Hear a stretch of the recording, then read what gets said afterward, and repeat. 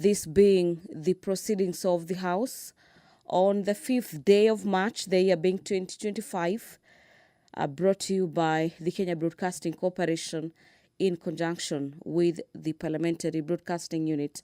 In the highlights in the order of business this afternoon, we have the National Police Service Commission Amendment Bill, National Assembly Bills number 23 of the year 2024, that dominated the National Assembly proceeding for the better part of last session of the House. That was Tuesday afternoon, yesterday. And after completion of the debate on the National Police Service Commission Amendment Bill, the House will then move to vote on the bill. This bill is sponsored by Honorable Peter Masara. The Basic Education Amendment Bill, National Assembly Bills number 59 of the year 2023, is lined up for debate this morning.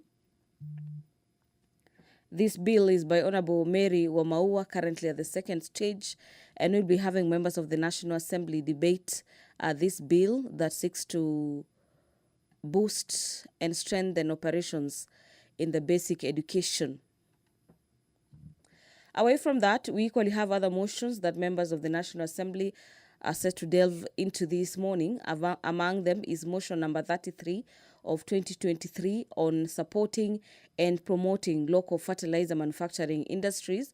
This is a motion by Honorable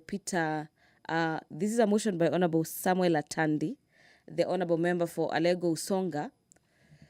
Honorable Atandi, in his motion, states that aware that fertilizers and animal foodstuffs, this is Fertilizers and Animal Foodstuff Act Cap number 345, provides for regulation of fertilizer importation in the country, and further aware that fertilizer and animal food products regulates the fertilizer and animal foodstuffs industry, including the manufacture and the production of fertilizers, and noting that the country currently relies heavily on imported fertilizers.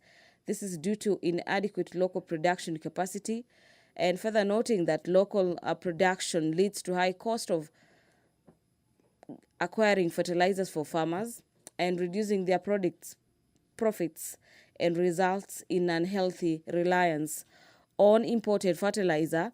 Concerned that this scenario threatens the country's food security in the case of supplies disruptions and discourages local production, recognizing that the local fertilizer production could lead to improved fertilizer quality and increased crop yields, and a reduction in environmental harm that has been caused by the use of subsidized, so to speak, substandard fertilizers, recalling that the country has the potential to produce fertilizer that could meet the country's domestic demand and also supply the region's market, and further recognizing that there is need for the government to work with local producers to develop high-quality fertilizer tailored to the need of the Kenyan farmers and crops. Now, therefore, the House resolves that the national government, through the Ministry of Agriculture and Livestock Development, supports and promotes local fertilizer manufacturing, and by investing in the research and department to bolster the domestic fertilizer manufacturing sector.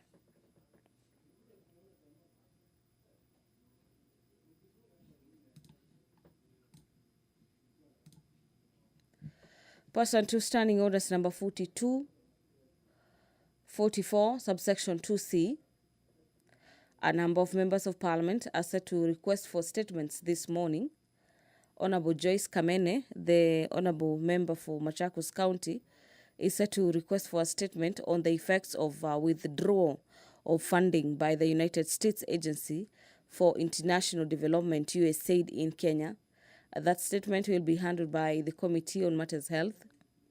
Honorable Esther Passaris, the County MP for Nairobi County, will equally be requesting for a statement that will be handled by the House Departmental Committee on Matters Health. The statement is on the status of security in Kenyatta National Hospital. Honorable Stephen Mugaka, the Honorable Member for West Mugirango, will be requesting for a statement this morning on the state of preparedness for the wet season in the country. This statement will be tackled by the Committee on Matters Regional Development. The House Committee on Matters Transport and Infrastructure will be handling the request for statement by Honorable George Gashagwa, the Honorable Member for Ndaragwa, on the lack of speed bumps along the Nyahururu-Nyeri Road.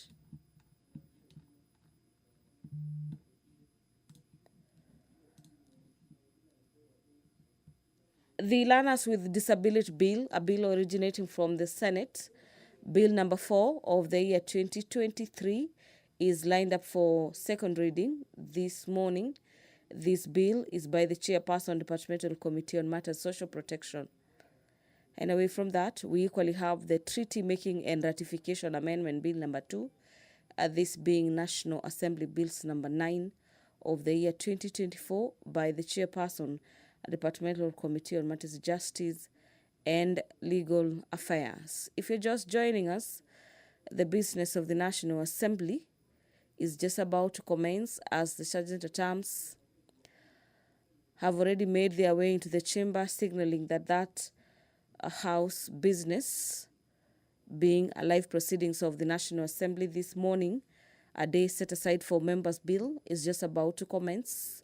You can see on your screens Honorable David Ochieng, a member of the Speaker's panel, has already stepped into the chamber, ready to preside over the business of the National Assembly this morning. Kindly allow me to hand over for this live broadcast that is brought to you by KBC. Members, let's pray. Almighty God, you know, wisdom and goodness have appointed the offices of leaders and parliaments for the welfare of society and the just government of the people.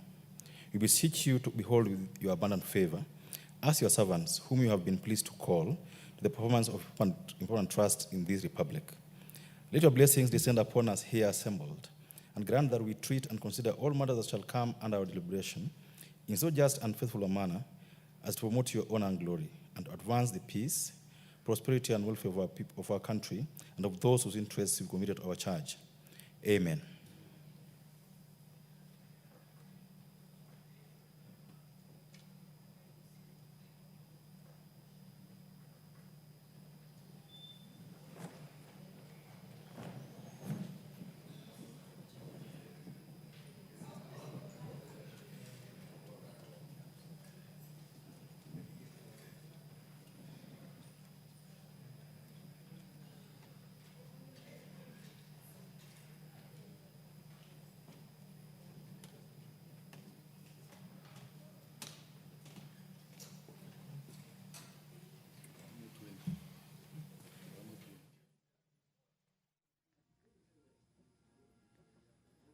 Siwa Cook.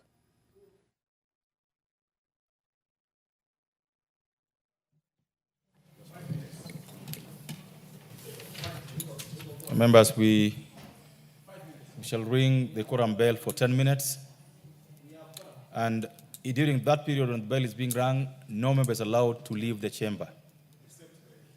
The whip.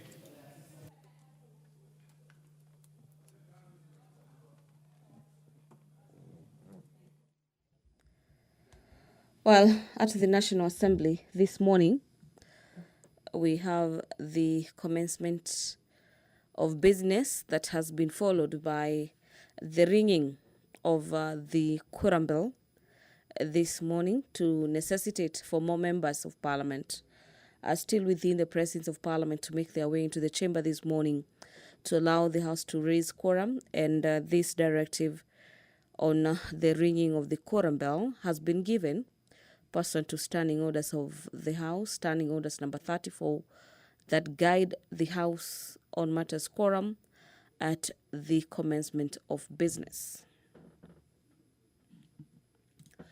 So as you await for signals to ascertain whether the House has raised the quorum, in which the Standing Orders provides for the Speaker to add an additional 5 minutes upon the lapse of 10 minutes, being another leeway for members of Parliament to make their way into the chamber. And in the event that will not be attained, the Speaker adjourns the House until the next sitting of the House, being Wednesday, the House is sitting in the morning and in the afternoon. But away from that, let's now have a look at the order paper on the other businesses for consideration by honorable members of the National Assembly this morning, where the House will be considering the supporting and promotion of local fertilizer manufacturing industries, this being a motion by Honorable Samuel Latandi. And away from that, the formulation of a new reward scheme for accomplishment by sports persons in international competitions is yet another motion lined up for debate this morning. This motion is by Honorable Charles Ngusia. In this motion, the honorable member states that aware that sports plays an integral role in promoting cultural heritage, national identity, national development, the well-being of the people, and sustenance of livelihoods, particularly of the youth, and appreciating that sessional paper number 3 of the year 2005 provides for a framework for the sports development and operationalization in the country, and further appreciating that the sector plans for sports, culture and arts in 2018 by the Ministry of Sports, Culture and Arts mainstreamed sports development in the third medium-term plan, that is between 2018 to 2022, under Kenya's Vision 2030, and recognizing that the Vision 2030 aims at capitalizing on the country's international reputation as a world-class sports powerhouse, where sportsmen and women who have won international accolades and recognition, especially for their prowess in matters athletics, concerned that despite bringing honor and national pride to the country, most sportsmen and women face a myriad of challenges, such as lack of psychological support. No one is going to leave the chamber until the quorum bell is stopped. No one leaves the chamber until the quorum bell is stopped. During this period, you are allowed, you can cross the aisle anyhow you want, but you can't leave the chamber.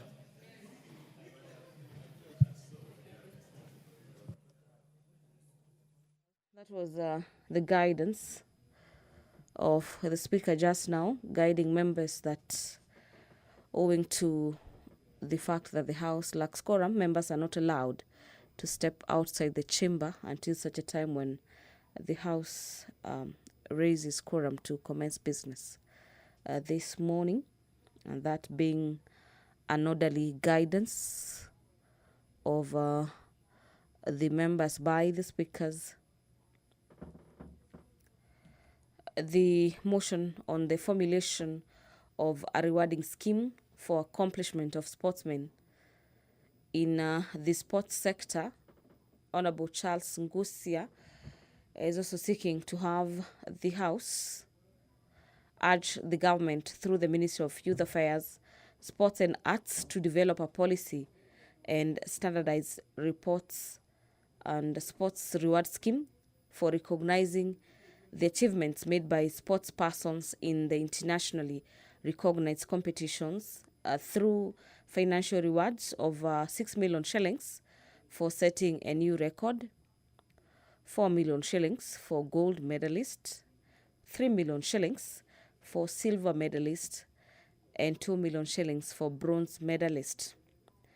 The member is also seeking to have a non-financial motivation, including facilitation with issuance of diplomatic passports for established sportsmen and women, appointment as goodwill ambassadors, and conferring national honors and privileges, and finally establishing a medical cover and a post-retirement social protection scheme, including establishment of a contributory insurance and saving schemes to support sports persons who retire from active sporting due to injuries or matters to do with age. So away from the motion that is seeking to boost the operations in the sports sector and celebrate the athletes and sportsmen who are setting new records and giving the country pride, the expansion of the major roads in the country to dual carriageways. Being motion number 2 of the year 2024 is lined up for debate this morning. This motion is by Honorable Faith Gitau. Faith Gitau, in her motion, states that the Kenya Roads Act Cap 408 provides for the establishment of road authorities responsible for, among other functions, the management and development of roads under their respective purview, and for the developing and providing of adequate transport infrastructure that guides safe and efficient movement of people, goods, and services across the country and beyond. And further aware that the first schedule of the Kenya Road Act provides for the classification of roads into class A, B, and C, and recognizing that under the 4th schedule of the Constitution, the operation of the national trunk roads, noting that significant portion of highways in the national trunk road networks are currently single carriageways, and concerned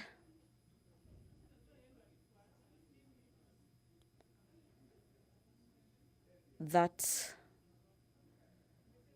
during peak periods, which limit movements of people, goods, and services across the regions and increases vulnerabilities to road accidents, the House resolves that the government, through the Ministry of Roads and Transport, undertakes the expansion program of national trunk roads with a view of upgrading all classes A, B, and C roads in the country from two-way lanes to dual carriageways or one-way roads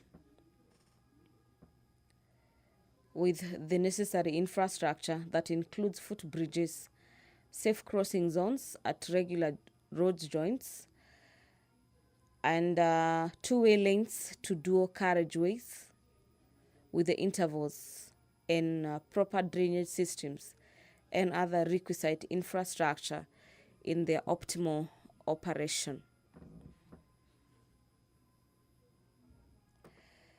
The House will equally this morning debate a motion on the implementation of the universal health coverage and a policy on the mandatory use of public health care facilities by public officers.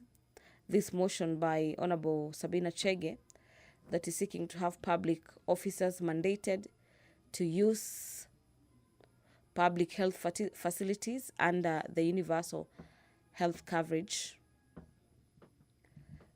The member, through this motion, is seeking to have the National Assembly resolve that the government, through the Ministry of Health, implements the Kenya Universal Health Coverage Policy of 2020 to 2030 and introduce a policy on mandatory use of healthcare coverage policy and use of public healthcare facilities by all civil servants, public officers, and state officers in the country.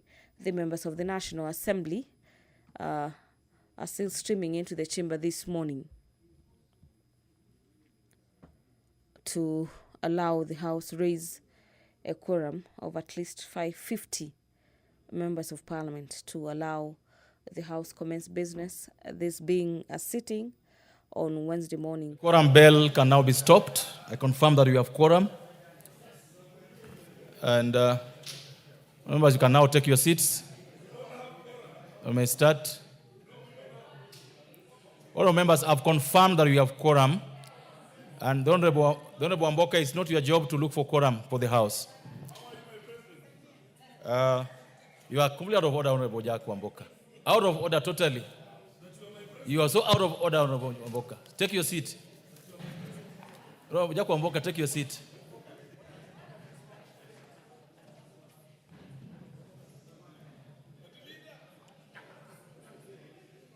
Order. I think we can start the House business. Order number 1, administration of oath. Order number 2, communication from the chair. Order number 3, messages. Order number 4, petitions. Order number 5, papers. Majority Leader, Majority Whip.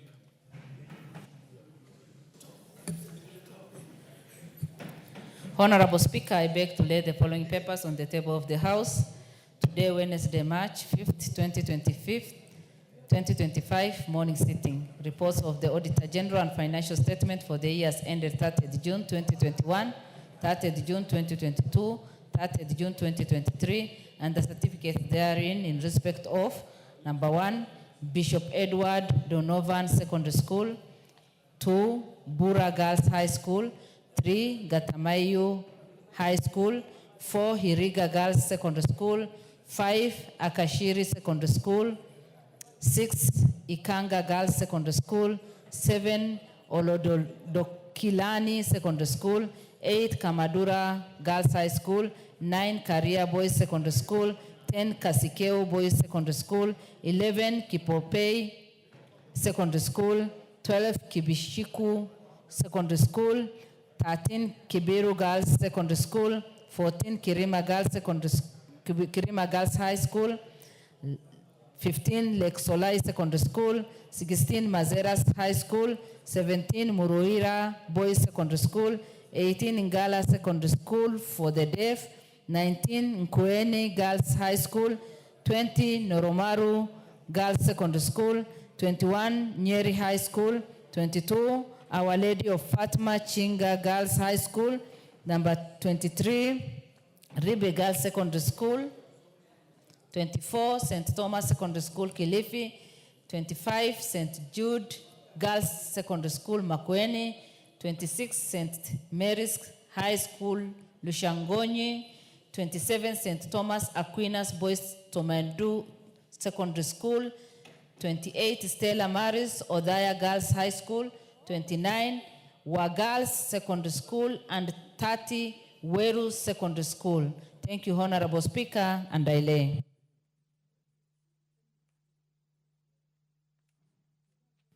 Thank you. Next order. Order number 6, notices of motion.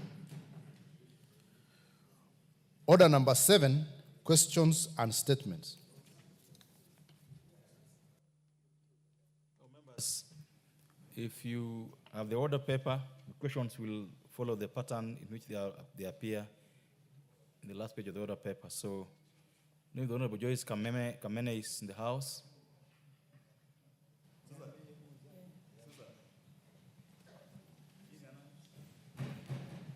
The Honorable Joyce Kamene, are you ready with your... You got the mic already with you.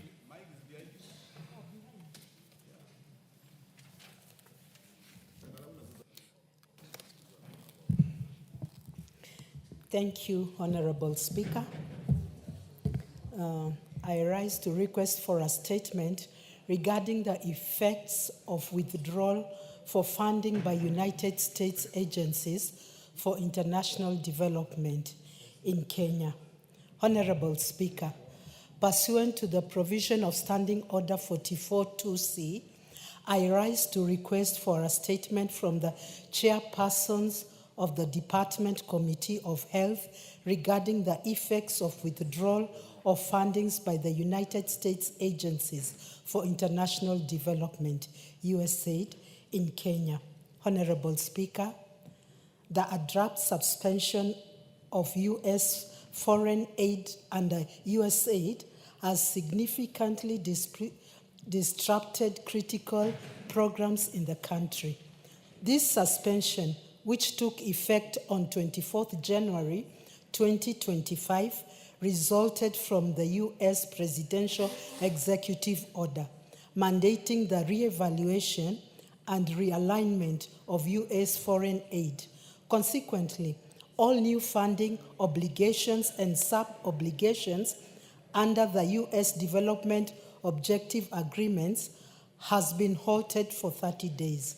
With the livelihoods of permanent withdrawals from some projects.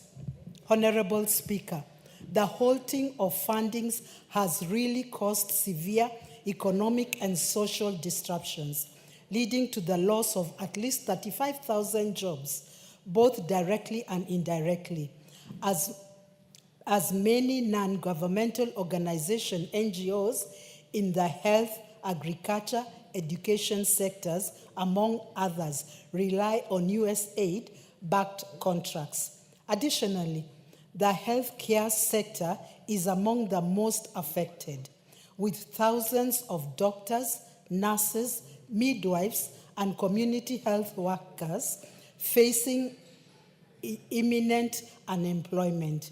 USAID has allocated Kenya shillings 18 million to HIV/AIDS programs, shillings 7.6 billion to basic health care, and 5.8 billion to maternal and child health, including family planning.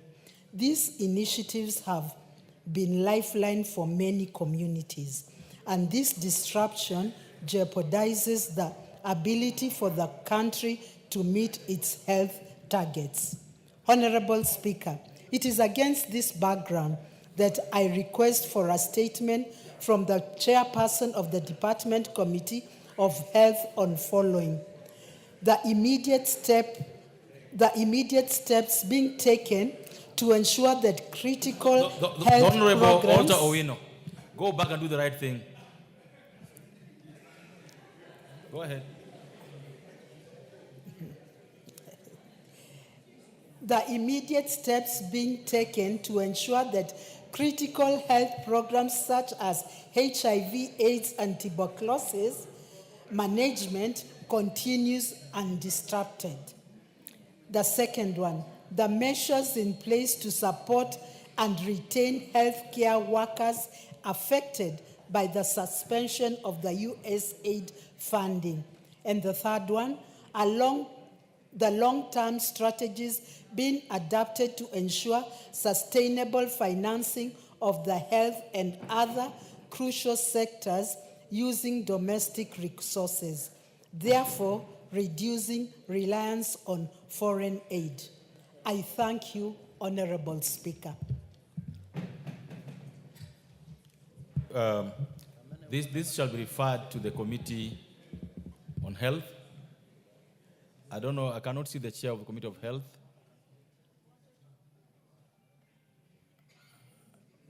Any member of that committee?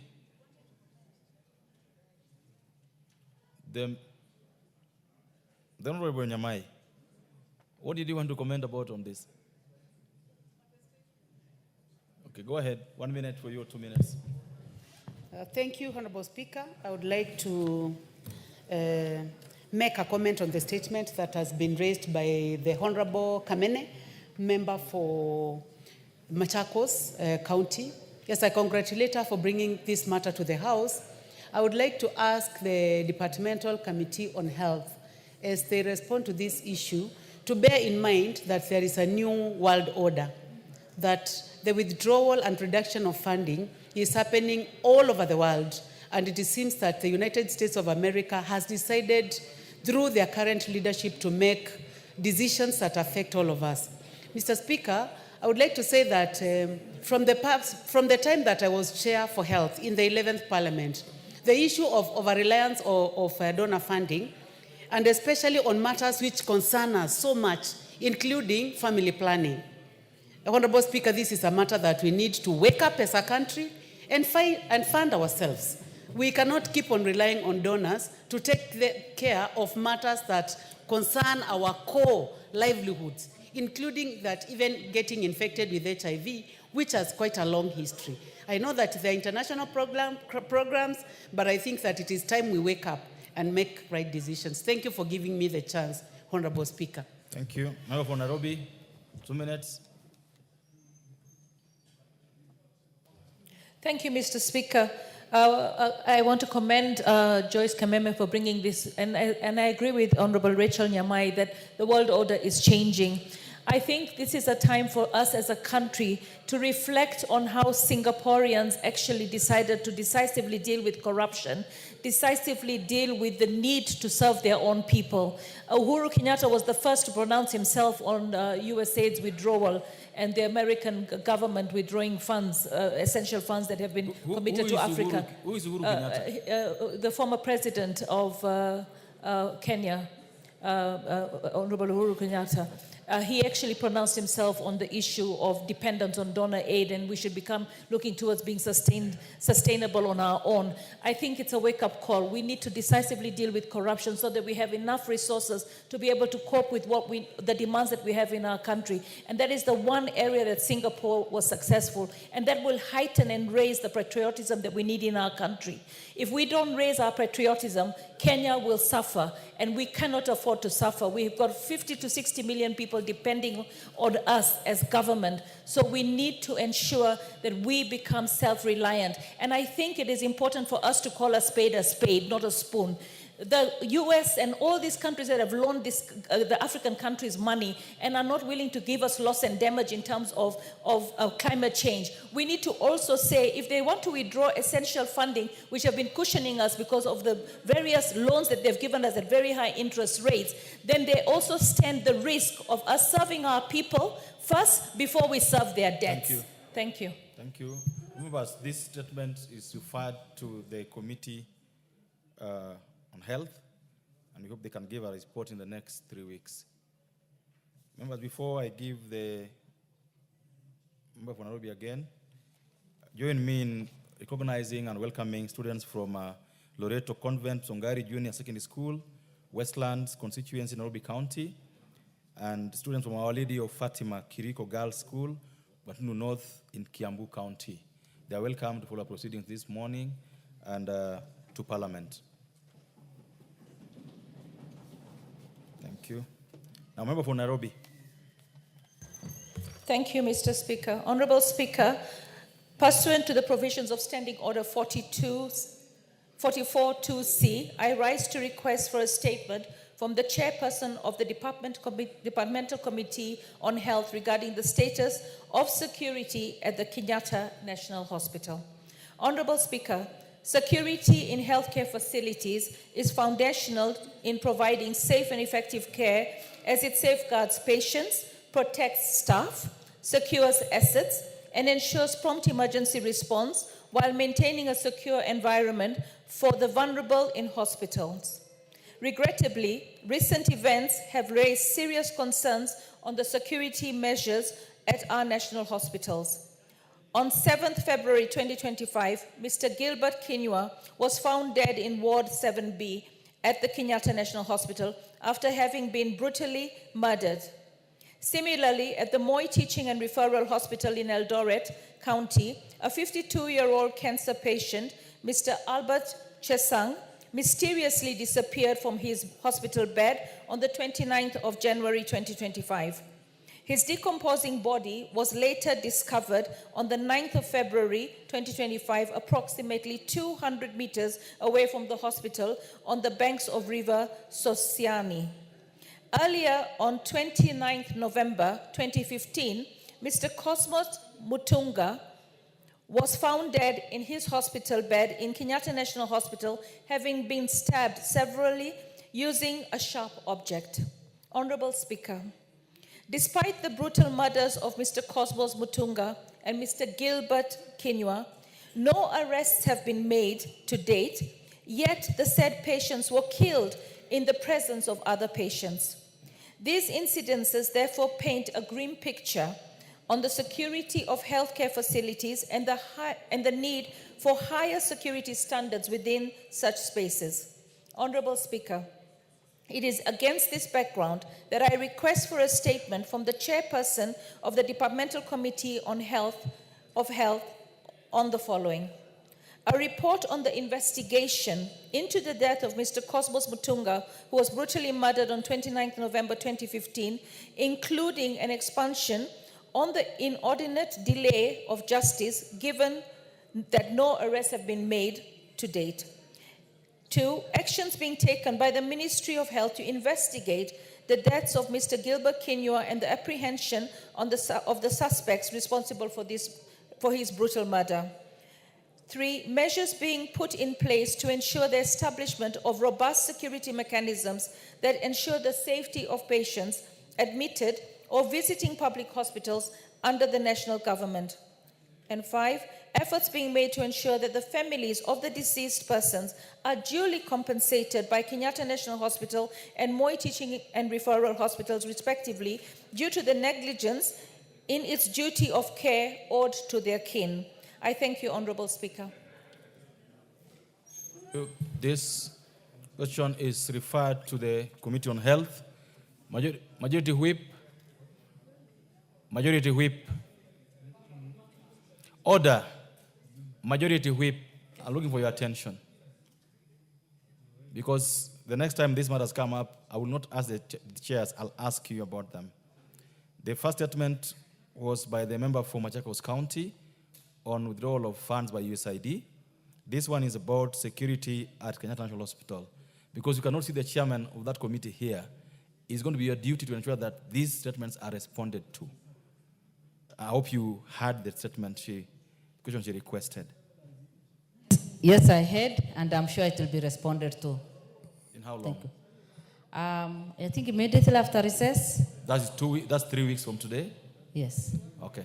I hope you note that, the member for Nairobi County. The next question is from the member for West Mugirango.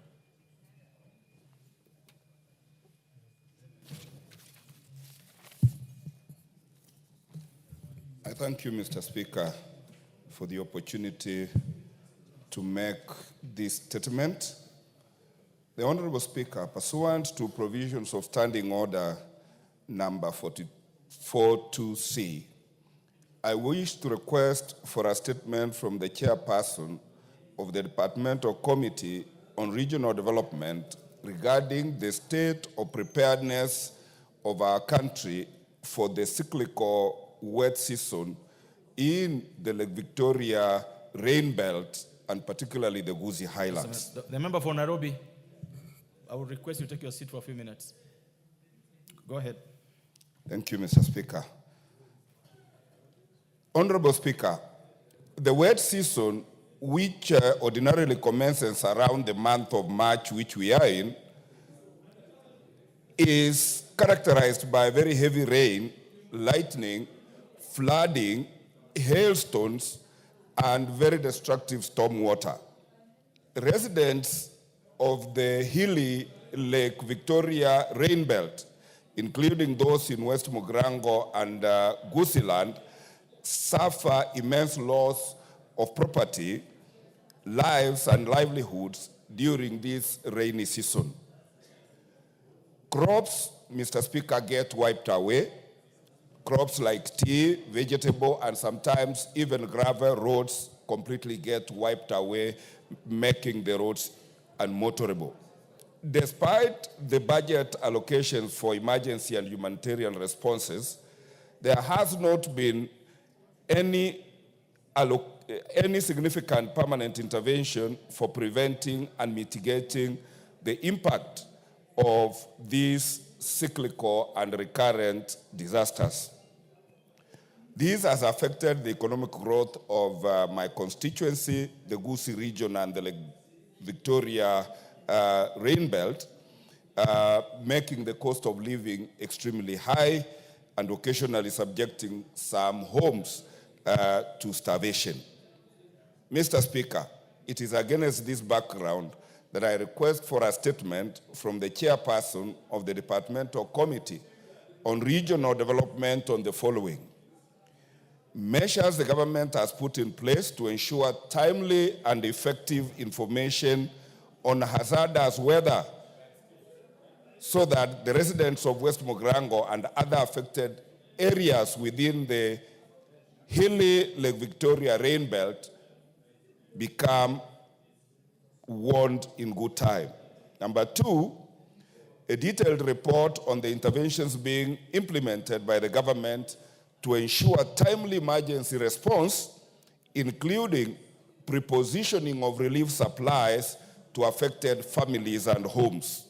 Number 3, Mr. Speaker, I'm looking for the long-term mitigation strategies that the government intends to adopt to address these recurrent disasters, including climate adaptation measures that the residents and citizens need to be educated on. And finally, Mr. Speaker, I'm looking for measures being made to educate and equip residents with knowledge on disaster management so as to improve their resilience and mitigate the effects of the recurrent harsh weather conditions. Mr. Speaker, I thank you. Thank you. You want to comment on this? On this request for statement? Go ahead. 2 minutes. Thank you, Mr. Speaker. While I appreciate our girls who are in the galleries and to welcome them in Parliament, Mr. Speaker, but also to say I think that statement is very critical. And when you look at the weather right now, the way it is, and very hot, it means the rains that are going to come, Mr. Speaker, are not going to be rains that we will start screaming again when our people are being taken by floods, when Nairobi is just becoming more chaotic. And so it's not just for Kisii, but I think the most important thing, as the chairman brings his answers to this House, Mr. Speaker, we would want to see how are we prepared, because we are going to go into a very tough turmoil, and we will hate to see what happened last year happening again, as if we have not learned our lessons. So for me, Mr. Speaker, it's about Nairobi. I remember in Mathare we lost many lives at night. It should never happen, and I'm hoping we are preparing, and government is preparing, not just saying preparing, then when it comes to that time, but also even us ourselves, that we are not throwing garbages in those drainages, that we are trying to clear those drainages, because that's what now makes everyone go through that flood. So thank you, Mr. Speaker. I'm hoping we'll have a comprehensive answer on that matter of how well we are prepared. Thank you. The Honorable Wako, there seems to be no chairs in the House today. What we expect on this is a comprehensive statement, not on Kisii, but for the country holistically. What is our preparedness about the wet season for the whole country? I hope you can relay this to the chairperson of the relevant committee. And therefore, the request is referred to the Committee on Regional Development. The next one is a member for Ndaragwa. Is in the House. This should be in the next 2 weeks, or 3 weeks for that matter, because of the break. The Honorable Wako, the next 3 weeks. When he comes from recess, we want an answer on that report. Member for Ndaragwa is in the House. The member for Westlands, you have been on intervention for a while now. Mr. Speaker, I had wanted to comment on the statement that Esther, the member from Nairobi had presented, but I don't know if it is overtaken by events or we can still comment. You can go ahead. Mr. Speaker, I was also just concerned about this security at our health facilities. If people can walk in a ward in a hospital and murder somebody and just get away with it, and nobody is responding or is being responsible to that, it just raises a lot of concern. Because when we go to these facilities, we believe there's enough security and somebody will be secure at the hospital. But if it happens like that, Mr. Speaker, it raises a lot of concern, and we want those who are concerned, the Kenyatta Hospital and others, and including our security, not now just hospital, to tell Kenyans what exactly happened. And we want this report to give the family of that member, that so that they can rest their person in peace, Mr. Speaker. And also, just knowing that our country... Now, the member for Mwala. Order, member for Mwala. The member for... Is this member for Mwala? What's wrong with you? from the 28th of March 2013, up to now you still don't know how to. No, you can't do that, Vincent Kawaya. Do the right thing. Thank you, Mr. Speaker. Mr. Speaker, that is what I want to comment. Thank you very much. The Roma Club, you don't work with your card at all. Where's your card? Go ahead. Thank you, Mr. Speaker, for your indulgence. First, Mr. Speaker, allow me, on behalf of the people of Baringo, and Baringo North in particular, to thank members of this House who made their way to Baringo North in the burial of our Senator William Cheptumo. So, Mr. Speaker, I want to thank the President, thank the speakers of this House, led by our own Dr. Wetangula and Hamason Kingi of the Senate, the leader of majorities, Kimani Ichung'wah, and Honorable Haron Cheriot, and all members who came to Baringo North. On behalf of the people, the support that you gave us, all the way, I can even see my good friend Ariko from Turkana, who made his way to Baringo North, and even Tito Raso, who made his way to Baringo North, and even met our General Dauti Tonje, the man that is famous with the Tonje rules in the military. So, Speaker, I want to thank all of you for the support you gave to the family and the support you gave to the other families, including Malulu and the others. So, Speaker, we shall remember you for that very gracious support you gave to us. Secondly, Mr. Speaker, allow me to eulogize another former member of parliament from Baringo North, one Willie Rotich Camarin, who served this House and served the people of Baringo North and the people of Baringo East, what is called currently Teati. So, Speaker, Willie Rotich Camarin is of the Sawe exit of our culture, and he started his parliamentary business as a member of parliament of Teati, or what is called Baringo East, currently called Teati, represented by Honorable Kamket, for one full term from 1963 to 1969. So, Speaker, after that, he was able to move to Baringo North and serve the people of Baringo North from 1988 to 1997, again for 2 terms, Mr. Speaker, cumulatively serving for more than 15 years in Parliament.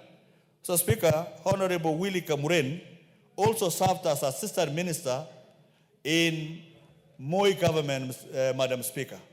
And this man is full of proverbs, full of wisdom, full of jokes, Mr. Speaker. He speaks in a language that if you think he's annoying you, but he's creating fun. He was a great friend of the late second president of the Republic of Kenya, and a man that is known for developing Baringo North in various aspects, Mr. Speaker, from the first tarmac that has entered Baringo North during the courtesy of Honorable Willie Camarin, the tarmac that connects from Cabernet all the way to Kabartonjo to Kipsaraman. Madam Speaker, that is the man that we've known for many years. He actually succeeded in employing many people, especially those of the Koimet generation, to become county commissioners, to become DOs. Some of them now are retiring, and teachers, and other civil servants, Madam Speaker. So this man set a firm foundation of leadership in Baringo North and served the people of Baringo North without any favor or discrimination.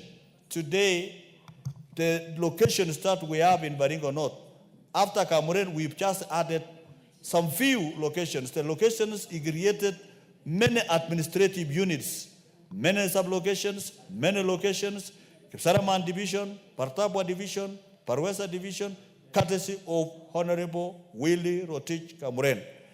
He is a stone Christian that helped to build the AIC Kabartonjo, and even AIC Mlimani, together with Daniel Toroitich Arab Moi. they actually brought, they built the AIC Milimani from Mapati to what AIC Milimani is today. Madam Speaker, he helped many people go to school. Most of us were young people during his time, and he lent us an urn. Madam Speaker, this is one of the only sons of Baringo North, few, who have an hotel in town of the CBD of Nairobi. Most of those who came to Nairobi to study and do business did not own even a single business in the CBD, competing with the people who came to Nairobi first. The Grand Holiday Hotel here in Ngara, in Accra Road. Mr. Speaker, it is good for you to know for the record. Madam Speaker, to end it, to sum it all, I just want to say that this is a man that has lived a full life. He actually in the 90 years and above. And we thank God for the years that he gave to Willie Camarin, and there will be fundraising to support his funeral on Tuesday, 11 of March, and there will be burial on Saturday, 15, in his home in Ayepo, Turkuin. Madam Speaker, even Ayepo High School, courtesy of Camarin, even Moika Bartonjo, courtesy of Camarin, Osen, and many other schools that are outstanding. He set a firm foundation for education, where I have taken over, Madam Speaker. And for the record, it is important for this House that in the last KCSE, courtesy of those schools that I took over now and be able to pump a lot of resources and human capital, Madam Speaker, Baringo North was able to send 1,803 students to university, which is 62% transition. We are 50+1 in terms of education, Madam Speaker. So with those very many remarks, Madam Speaker, I wish Honorable Kamket was here because he served in his constituency. Kamket, you are behind me. You also give an opportunity to Kamket because he served in his place. But I want to say, may his soul rest in eternal peace. Thank you, Madam Speaker. Thank you very much, Honorable Maclap. Although it's not in your place to give a chance to the Honorable Kamket, I am going to go ahead and allow the Honorable Kamket, member for Tiati, also to give his good words as you have done. You may proceed, member for Tiati. Thank you very much, Madam Speaker. Madam Speaker, I want to join my colleague, member for Baringo North, in eulogizing and remembering the life of the Honorable Willie Camarin. Madam Speaker, the Honorable Camarin was the first MP for Baringo East constituency, which was later renamed Tiati constituency. Madam Speaker, those of us who come from Tiati constituency, those of my age do not remember him when he was MP because we were not born. He was an independence MP because Tiati is an independence constituency, Madam Speaker. But, Madam Speaker, the stories we have been told by our fathers, and later on in life we have come to meet him as a former MP, is that Honorable Camarin, number one, was a very, very joyful man to be with. He had a very serious mastery of the Tugen and Pokot language, which are quite similar, especially the Aror and the Pokot languages. The Aror is a subtribe of the Tugen. Madam Speaker, the Honorable Camarin was a very serious peacemaker. And he used his mastery of language to always unite the communities of the Pokot and the Tugen. Madam Speaker, at those times when there was little education in those sides of Tiati, the Honorable Camarin was the people of Baringo North were magnanimous enough to give us their son to serve as our first MP. Folklore is full of stories that my own father became the chief campaigner of his opponent. And my father played a big role in the ousting of Honorable Camarin and the coming in of the second MP of Baringo East at that time, the one Honorable, the late Stephen Lomeri Cheptai. And Madam Speaker, for the years that we have, that constituency has existed, the people of Baringo East and Tiati, for that matter, are forever grateful for the services of that gentleman. I have had occasion to meet him when he's been aging gracefully. He's always been present in the members' lounge. Honorable Camarin is a man full of wisdom. He was a great friend of the late President Moi and the eminent sons of Baringo at that time, Mzee Philemon Chelagat and Mzee Bultut, who was the county council chairman of Baringo. We pride ourselves as sons of Baringo and daughters of Baringo to have had such wise men to lead our county in the various capacities that they led. And I want to say, Madam Speaker, that the peace that we enjoy and the development that we enjoy in that region is because of the work of our forefathers, the foundations that they laid, the strong foundations, the strong educational foundations. Baringo North, as we speak, Madam Speaker, as Honorable McLeod spoke earlier, is the pillar of education in Baringo. And I want to say that Tiati is coming in very fast. And very soon we are going to overtake those who went ahead of us.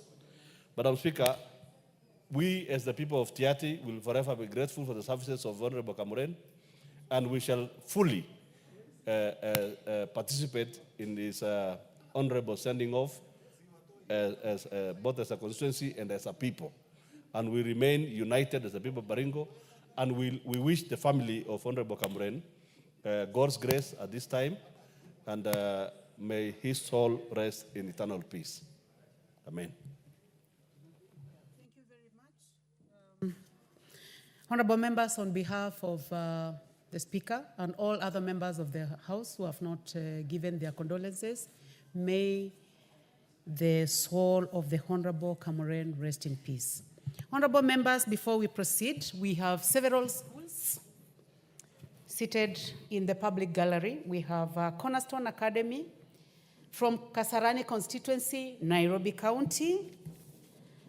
We have Loreto Convent Musangari Junior Secondary School, Westlands constituency, Nairobi County. Our Lady of Fatima Kiriko Girls from Gatundu North, Kiambu County. You are welcome to the National Assembly to continue observing the proceedings of the House. And I would like to welcome the member for Nairobi County, to welcome all students from all schools, and more specifically the ones from the Loreto Convent.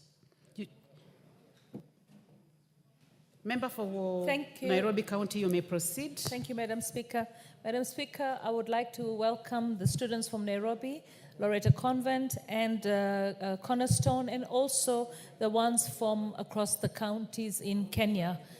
When they come here as students, they're coming here on an observation to understand what it is that government does. I want to take this opportunity to say, work hard. Your parents and your government are working very hard to ensure that you have a good education. So work hard. We are here to make laws, and laws are made for all citizens, including our children. What I want to say is, when we met the president a few years ago, he had a message, especially for the girl child. He said to us to tell you that we're investing so much in education because we want you to grow and be able to become responsible citizens of society. And his biggest concern and his message to all the students in Kenya, especially the girl child, is please try as much as possible to focus on education and not early teenage pregnancies. He was concerned at the number of children that are getting pregnant. Now, we do know that a number of children who get pregnant are not the children who are children who've been defiled or abused. We're also working very hard with the president having given us 100 million shillings to ensure that we deal with gender-based violence decisively. If a child has been abused, defiled, please do not fear. Talk to your parents, talk to your aunties, talk to your teachers, because we want as much as possible for girls to be girls. Children should not be moms. Children should be children. So we want you to work hard, we want you to put God ahead of you, and we want you to feel protected by your government and provided for by your government. And we wish you well. And I hope that one of these days in the future, all of you in the gallery will be in this August House defending the people and bringing the good laws that we need in this country. Welcome to the Parliament. Thank you, Madam Speaker.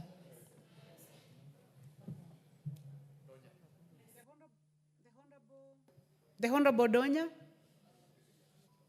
Thank you, Madam Speaker. I've just watched the gallery. We have so many girls. Being mothers is good. We give them a word which can keep them moving.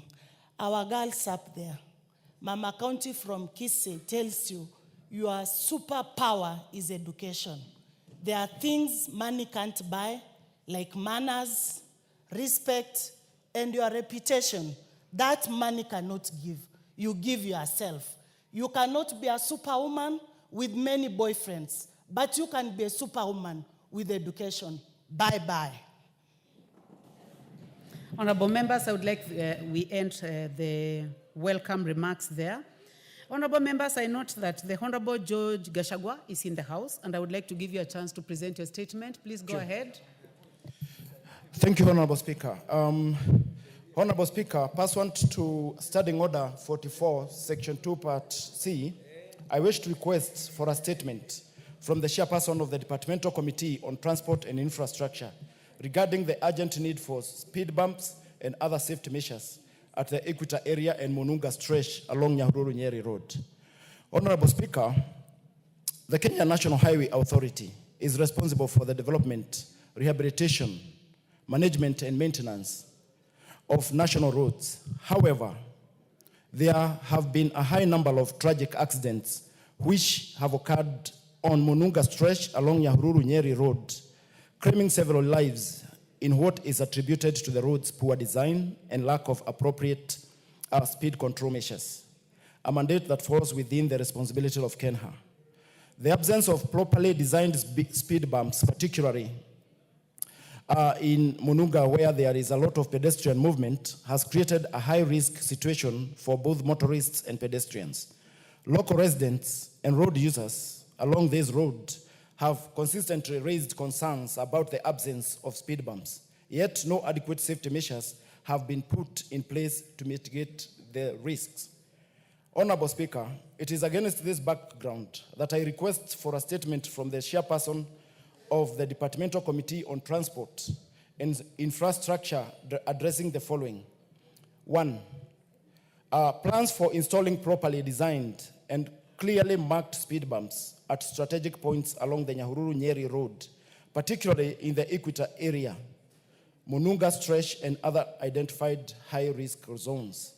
The measures, Honorable Speaker, being undertaken to enhance road safety through the installation of proper signage, reflective markers, and other visual aids to ensure optimal visibility and adequate warning to road users, especially during nighttime and adverse weather conditions.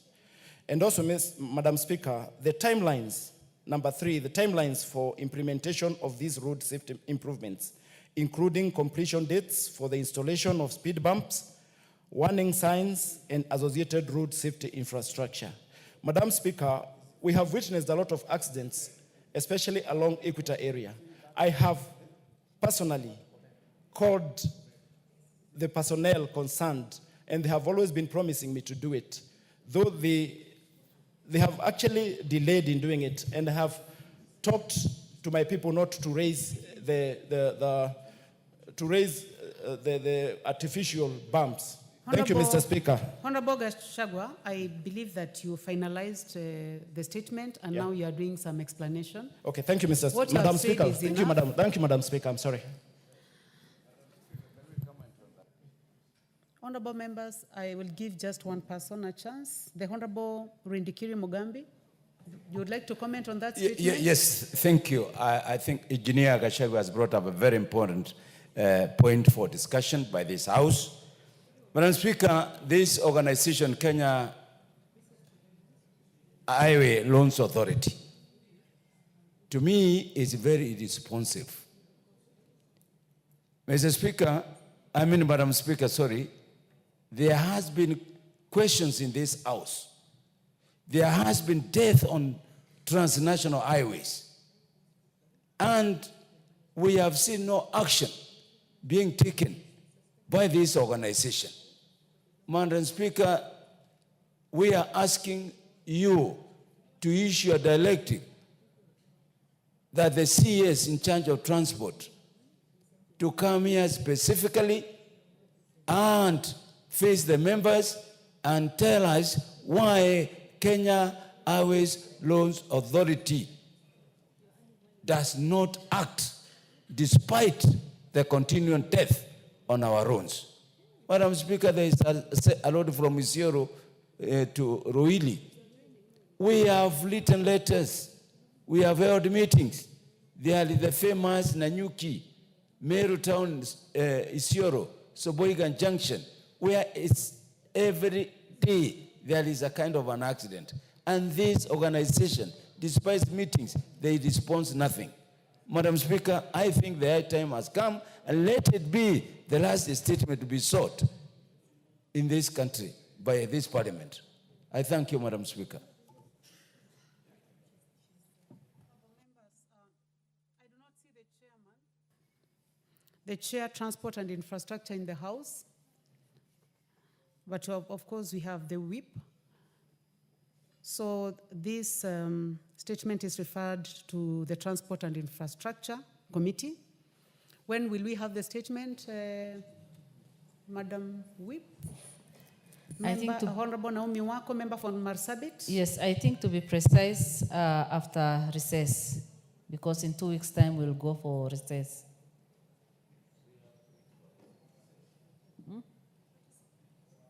That's in 2 weeks. You're giving a timeline of about 2 weeks? Yes. That is in order.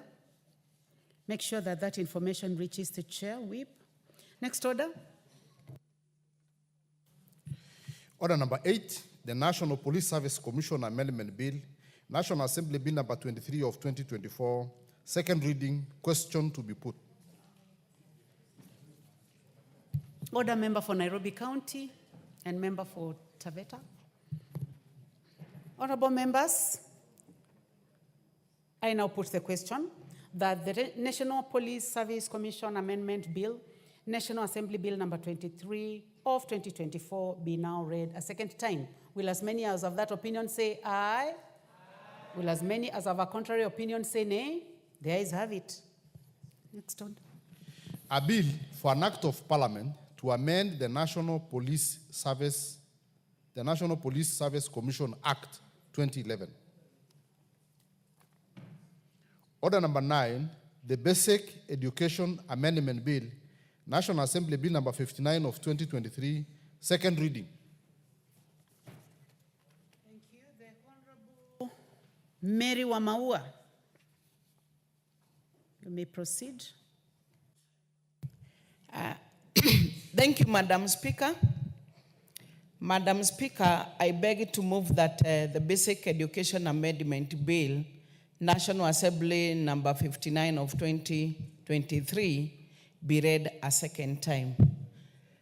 Madam Speaker, this bill is amending Section 18.2 of the Basic Education Act 2013, which states that the County Education Board may, in consultation with the National Education Board and relevant stakeholders, appoint a sub-county education office with clear function and powers. Madam Speaker, this one talks of may, so it is not a must.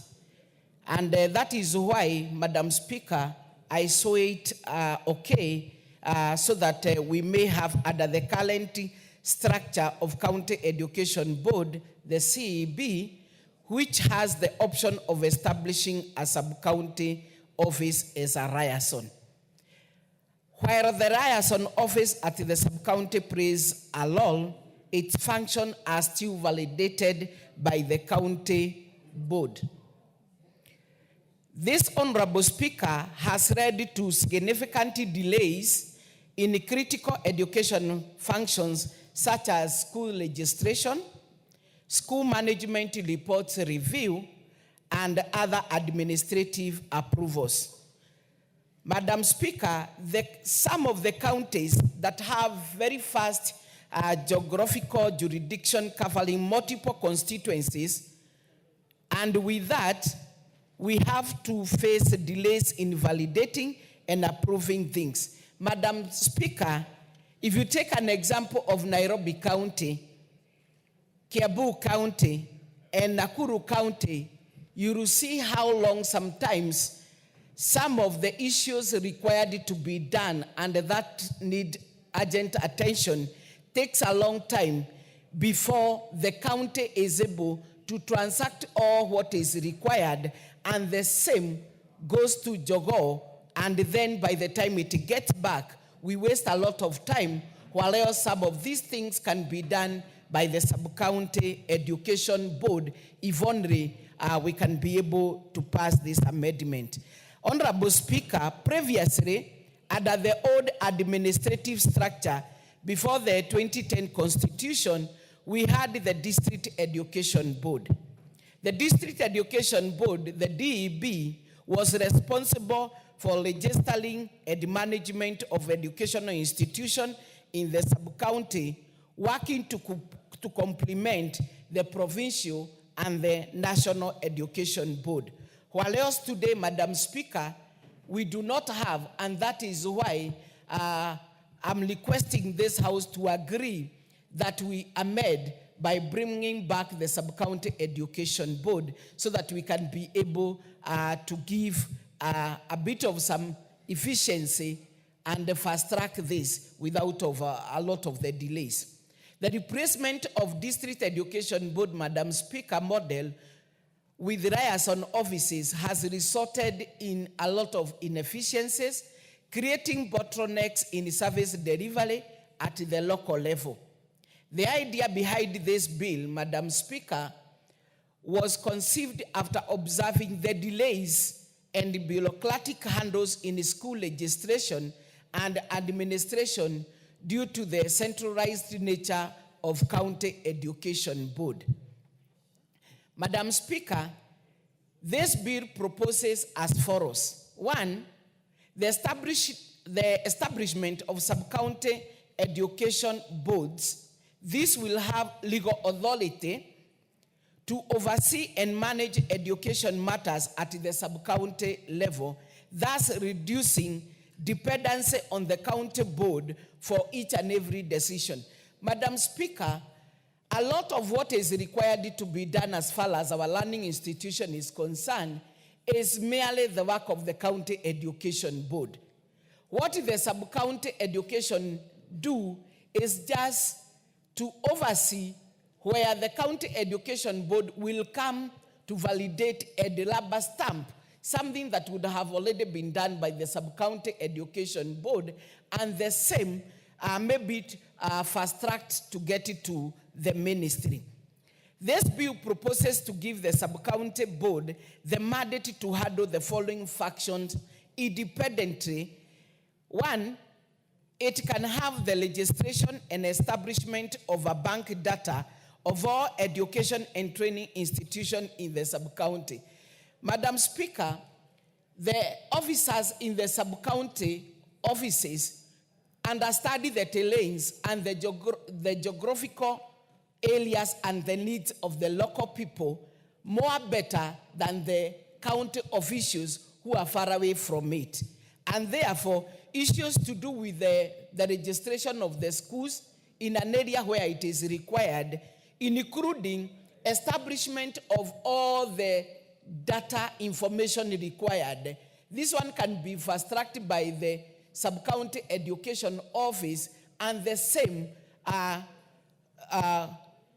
gotten maybe a copy given to the county education board, but immediately it will be able to get to the ministry offices, and any reply which is needed will be able to get to the required client. Madam Speaker, too, in consultation with the resident of the sub-county, recommended institution may receive funding for infrastructural development. Madam Speaker, you understand that even for infrastructure development that are required in the schools, this is still the work of the county education board.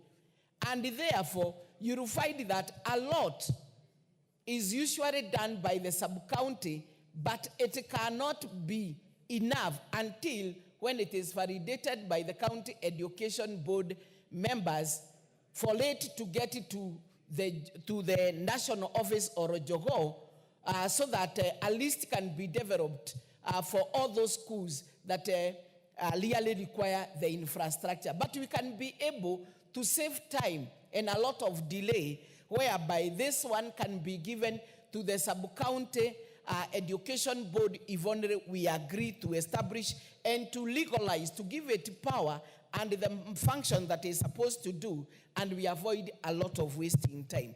Madam Speaker, the review of the Board of Management reports of the respective schools within the sub-county and submit the reports to the county education board. Madam Speaker, you can imagine, right now we were reviewing and renewing the BOM members for all the primary schools and secondary school. And imagine, Madam Speaker, if a certain county like Nairobi or Nakuru or Kiambu and others that are very fast, you imagine how long it will be taken if at all it is the county education body that is weighted to do all this. They usually organize themselves in a way that the sub-county officials do this, but that is not their work. So what this bill is proposing, we give the mandate for the sub-county education members who understand the areas and the need of majority of the schools, so that it is done, and whatever they come out with is what now will be taken to the county just to note and then forwarded to the ministry. But you see, if we wait for the county education board, it cannot, and it will take such a long time. So whatever is usually done is what we really want, just to put it into law and within the Education Act, so that it's not like an alleged program within the county education office.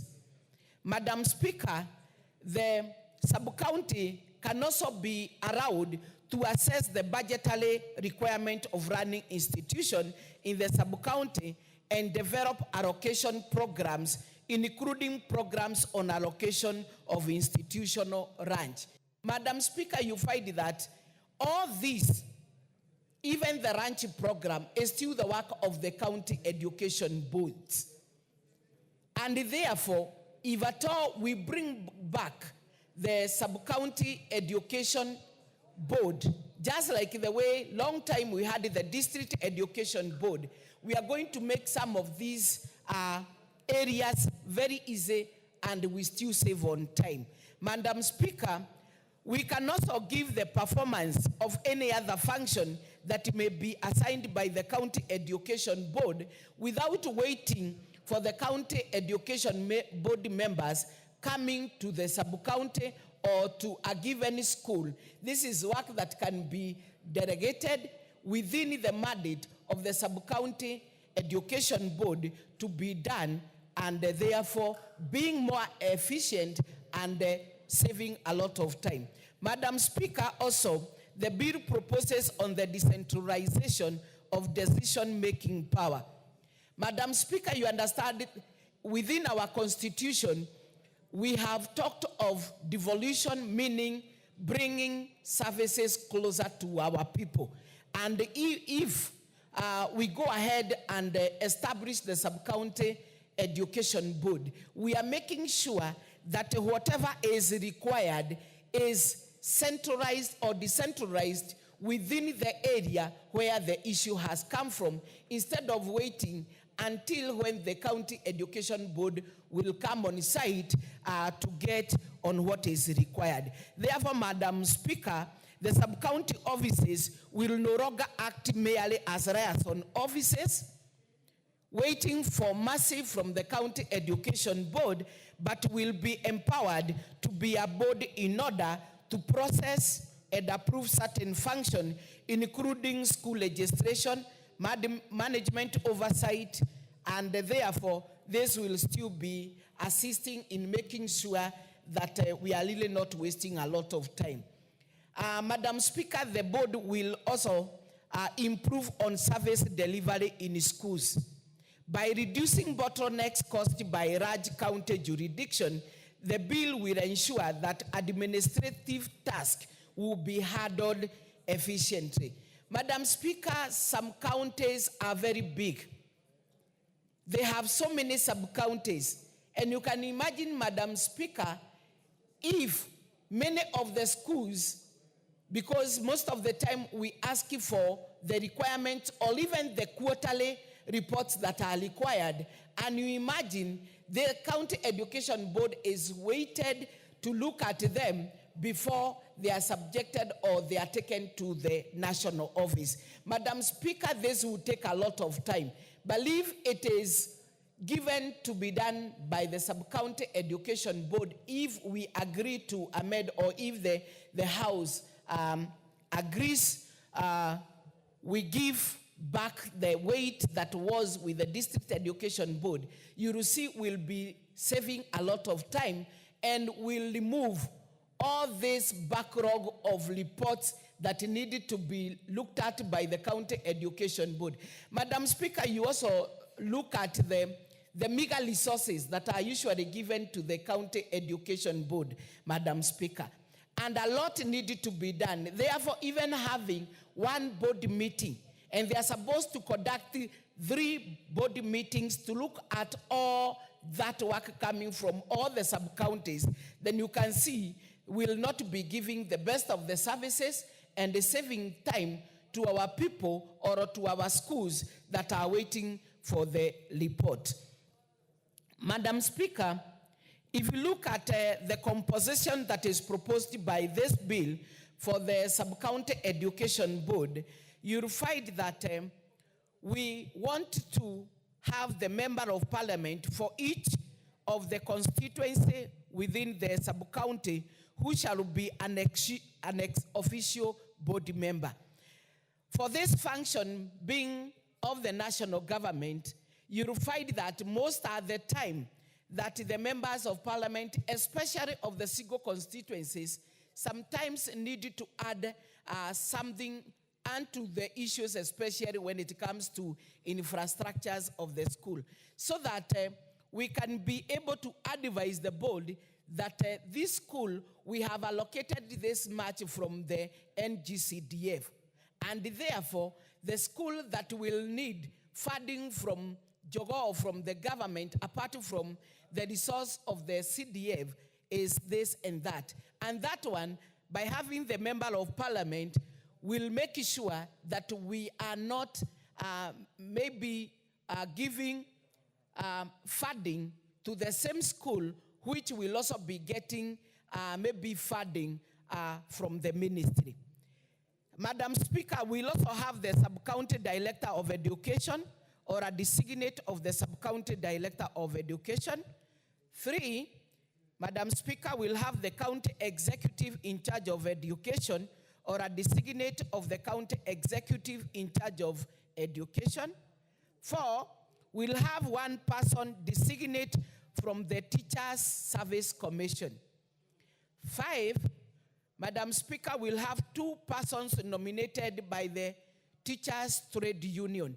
We have NAT, we have KUPPET, and we would need to have a representation of each of those Teachers Trade Union. And lastly, Madam Speaker, we would require 2 educationists of at least 5 years studying based in the sub-county nominated by the Parent Teachers Association in the sub-county. In matters appointing the chairperson of the board, the cabinet secretary will ensure that during all this, not more than 2/3 of the members are of the same gender. Because, Madam Speaker, if at all this one is not clearly checked, sometime you may find all those categories of the members to be in the sub-county education board may be male or may be female. Therefore, it is good to make sure that the 2/3 gender rule is looked at so that every gender is represented. And at the same time, equal opportunities for persons with disabilities and other marginalized group is also checked so that all the interest of all the people within the locality is represented. And also make sure that all the appointees to the board reflect the interest of all sections of the society. Madam Speaker, when it comes to the chairperson of a sub-county education board, there is the qualification that I've stated here that he or she should be somebody who possesses a minimum qualification of a degree, and the members also possess a minimum qualification of secondary education with the post-secondary certificate as an added advantage. Madam Speaker, we have to look at the qualification of the members of the sub-county education board, because we cannot put people who do not understand and who do not have the qualification, yet we are talking of people who will be looking at the interest of education. They must also be qualified, and the maximum we cannot limit. Here I'm only talking about the minimum qualification. When it comes to the member board appointment under Section 2, there shall be the secretary to the sub-county education board, and that will be the sub-county director of education. The staff of the sub-county education board shall be persons serving under the county public service board of the respective county. And the second schedule shall apply to conduct the business and affairs of a sub-county education board with the necessary modification, Madam Speaker, and except as provided in the second schedule, a sub-county education board may regulate its own procedure. Madam Speaker, the chairperson and members of this board shall be appointed for a term of 5 years and be eligible for the appointment for one further term. When it comes to the meetings, Madam Speaker, a sub-county education board shall hold meetings on a need basis at such places and at such times as the county education board shall consider all the necessary for the proper discharge of its function.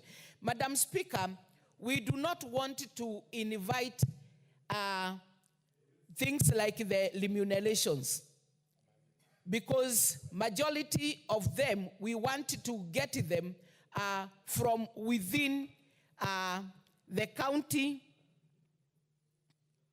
within the county public service board of the respective county, and therefore the remuneration they are getting from the department that they are in. This one will only call for a small allowance, because wherever they are coming from, they are being paid. And when it comes to meeting, it is on a need basis. Notwithstanding subsection 1 that I've read earlier, the sub-county education board shall not meet more than 4 times in each financial year. The members of the sub-county education board shall be paid by the organization they represent in the board, Such allowances and disbursement for expenses as may be approved by the Cabinet Secretary in consultation with the Salaries and Remuneration Commission. Madam Speaker, a sub-county education board may from time to time co-opt in its membership, such person not being more than 3 as it is satisfied that possess skills and experience necessary in the discharge of the function of the sub-county education board. Madam Speaker, in this one, there may come an issue to do with any kind of construction, and you find that you need an architectural who may be not represented in the board. You may also need any other skill that is also not found within the membership of the members of the board. And those are such members that I'm saying they may be co-opted so that they can come and give the skill that is required. And Madam Speaker, you remember, within the county, we have all these people. We have the architectural and we have other, like the quantity surveyors, and therefore we are not going to look for these people from far. And it is only on the area and on the scale that we do not have within the membership of this.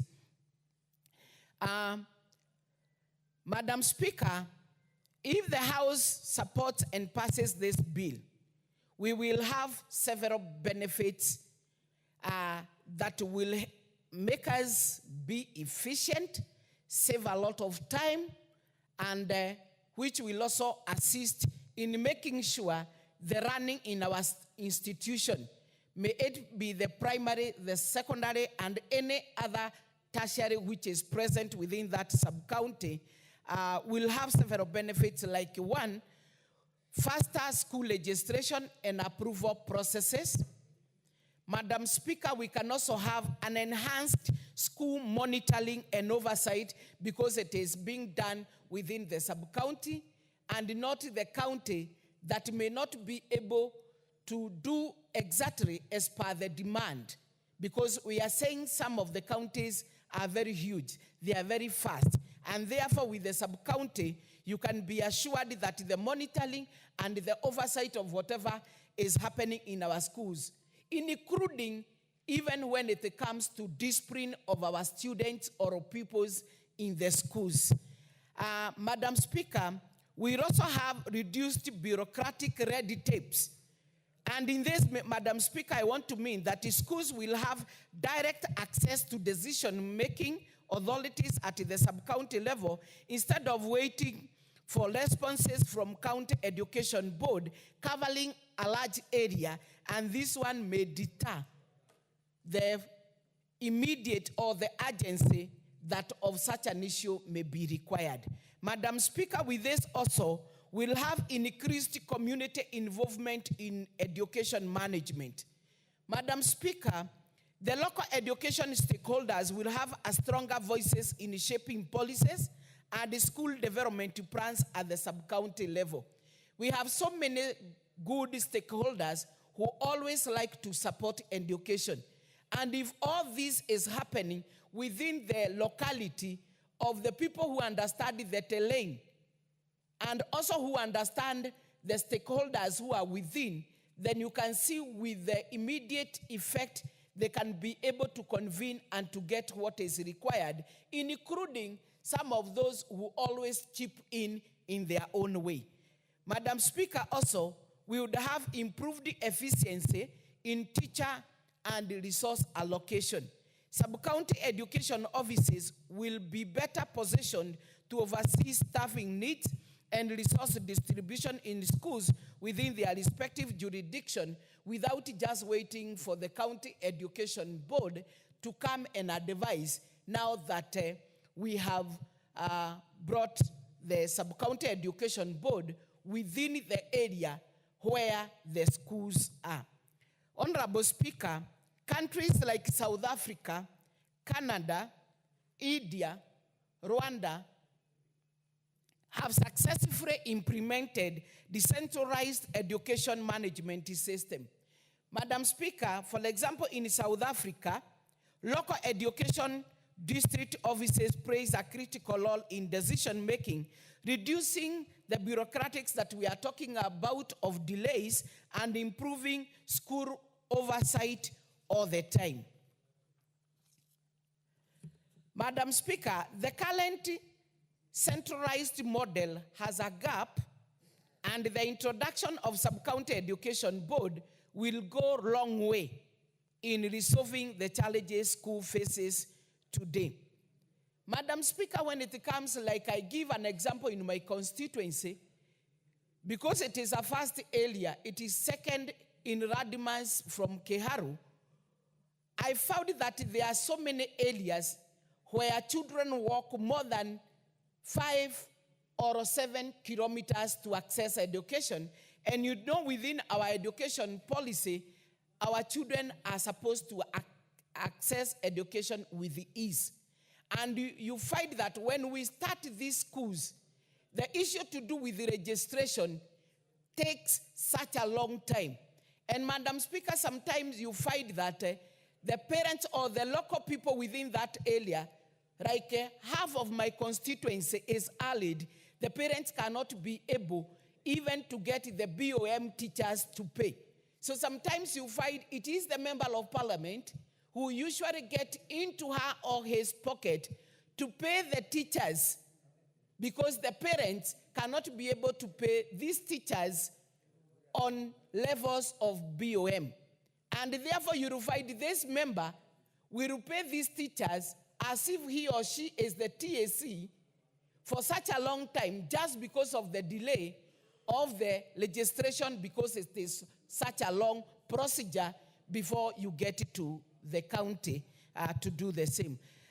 Madam Speaker, I urge my colleagues in this honorable house to support this bill. And I think with that, I will request, I beg to move and request Honorable Muthoni maybe to second. Thank you.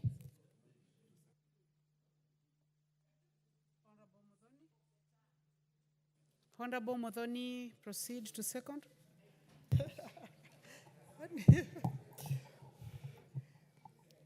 Thank you, Madam Speaker.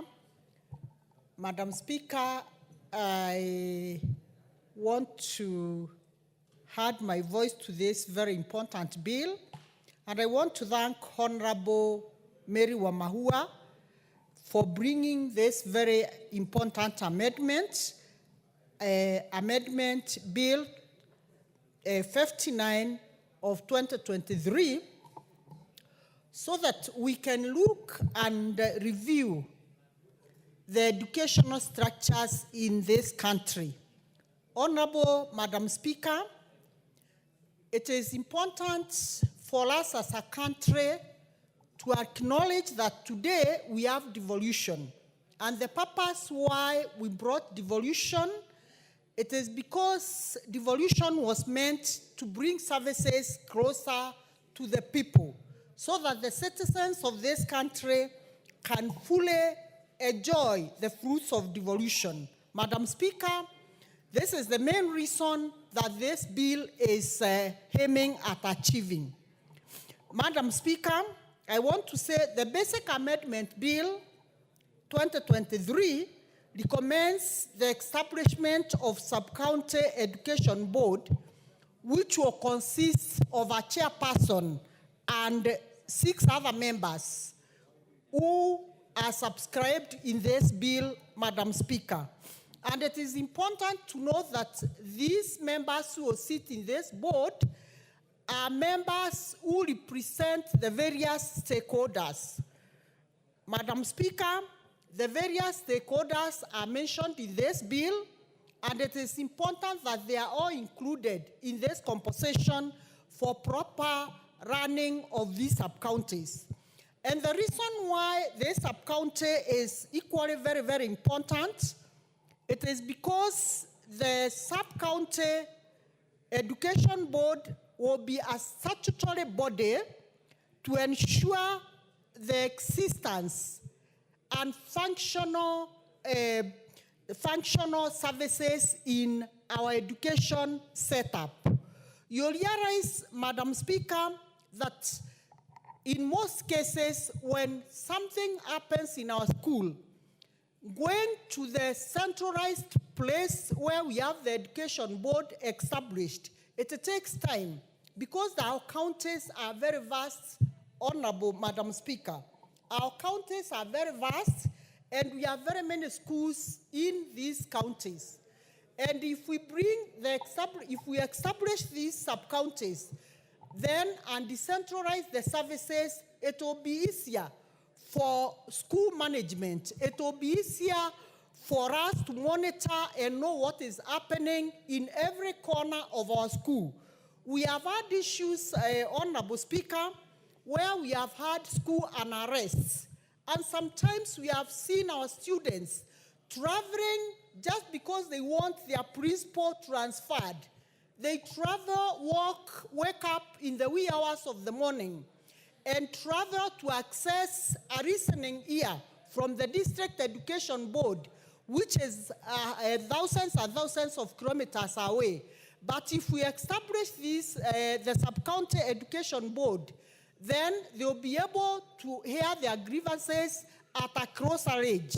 Madam Speaker, we have had schools which do not meet the threshold of becoming established schools. But because there is nobody closer to establish how these schools are run, then, Madam Speaker, we end up becoming more proactive, more reactive, instead of becoming proactive. Proactive in that I mean, if we have closer services of these sub-counties, we will be able to monitor and know what is happening at a cross range on a day-to-day basis. Honorable Speaker, I want to say the main reason of this bill, once again, it is because the decentralized units will ensure there is efficiency in running our learning institutions. There will be improved management in the way our institutions are run. There will also be enhanced coordination. I'm saying this, Madam Speaker, because if the people who are in this board come from the locality, it will be easier for them to meet with all the stakeholders from time to time and review what is happening in our education institutions. Madam Speaker, I want to note, like the time when this education model, funding model, the education funding model of our universities came, and then information was not reaching the intended consumers of this model. The parents did not know what the model is all about. The students who are beneficiaries did not know what the model was talking about, because these policies are established from the national office. They are disseminated to the education board. They don't reach anywhere else beyond that. And this education board, if it is active and proactive, the information policies will reach each and every corner of the beneficiaries within the shortest time. Then number 3, we'll have an opportunity of where the community will be engaged in their own affairs. Honorable Madam Speaker, it is important to note that education belongs, the consumers are every member of the community. And when we establish these education boards, the smaller unit, then the community will feel involved, because they will be involved on a day-to-day basis on their affairs. Then the policy reforms that will come from the ministry will be able to reach them on a timely manner all the time when they require it. Madam Speaker, then the same units will ensure that these same units provide us an opportunity of promotion and better access to education. Madam Speaker, why am I saying this? Because when this board sits, they will be able to establish where there are gaps, They'll be able to know the schools which don't have enough teachers. They'll be able to establish the schools where they lack facilities like laboratories and other amenities. And when they see it, they'll now be able to establish where they need funding. And this can only happen when this service is devolved and services brought closer to the consumers.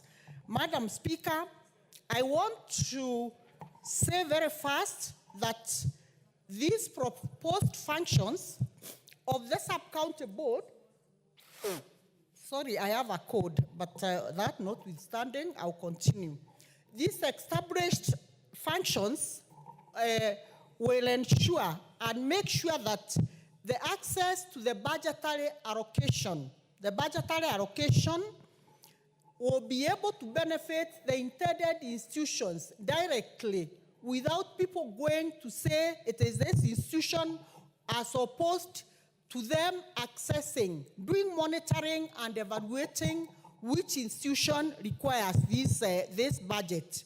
Then, Madam Speaker, at the same time, it will also be easier for even the area member of parliament who will be an ex-officio in this board. The area member of parliament who will be an ex-officio will be able to consume timely information on how the schools are being run. Madam Speaker, it is important for all of us to acknowledge that sometimes it's difficult even for the member of parliament to know what is happening in every corner of the constituency. But when he is sitting in this board, it will be very easy for him to consume information and know the glaring gaps in his constituency so that he can be able to address them. So, Honorable Speaker, I want to urge this House to support this very important bill so that once we pass this bill, we can be able to reap the fruits of devolution fully. Thank you, Honorable Speaker. Thank you very much, Honorable Dorothy. Honorable members, I now propose the question that the Basic Education Amendment Bill, National Assembly Bill number 59 of 2023, be now read a second time. Honorable members, before we proceed with the debate, we have visitors. Seated in the public gallery this morning, we have Alista Mixed Secondary School from Dagoretti North, Nairobi County, Rockside Academy, Embakasi East Constituency, Nairobi County, and Gadega Gashero Secondary School from Mbere North Constituency, Embu County. You are welcome to the National Assembly to continue observing proceedings of the House. And I would like to give a chance to one of the members, the Honorable Beatrice Elachi. On behalf of the other members, please welcome our students. Thank you, Madam Speaker. Madam Speaker, allow me in a special way first to welcome all the students and especially Alista Secondary Mixed from Dagoretti North. But to just tell them, since you are all schools, and I believe that is why you've come in the morning when we are also just talking about you in the basic education that we want to see how to streamline. But then to say, I've always said education is an equalizer. And it does not matter whether your mother at that time was selling changa or was selling getheri, but she took you to school for you to become who you are. And so they have an opportunity also that when you're in school, you don't think so much about what is happening home, but try and think so much, how can I ensure within my education system where my parents have decided to ensure I go to school so that I can change my life so that it will never be like my parent again. And that is what I want to pray to my daughters and sons, that indeed, even in this parliament, if everyone stands and gives you their story, they have passed through what you're passing. And so it is for you now to learn, read, take that education with it's your desire to see a better life. Make it your morning prayer that when you wake up knowing I am praying to my God that I'm going to school to make my parents proud. So the girls who are in the gallery, this is what I'll tell you. Everything has its time. And in your youthful time, you have a time to enjoy, you have a time to do all these things. But one thing you don't have a luxury to imagine that you can be pregnant in school. That one you should remove from your head. That one is the worst principle you can have, that you want to try, have a boyfriend, do this. I pray to you girls, focus on education. These things are always there. They will be there even when you finish, and you will enjoy it at that time. For now, you have only one thing to do. My dear daughters and sons, read for yourselves. Prepare your destiny, your future, and it all lies in education. Thank you. Madam Speaker, it will be well if I can proceed to just comment a few words on this. Okay, Madam Speaker.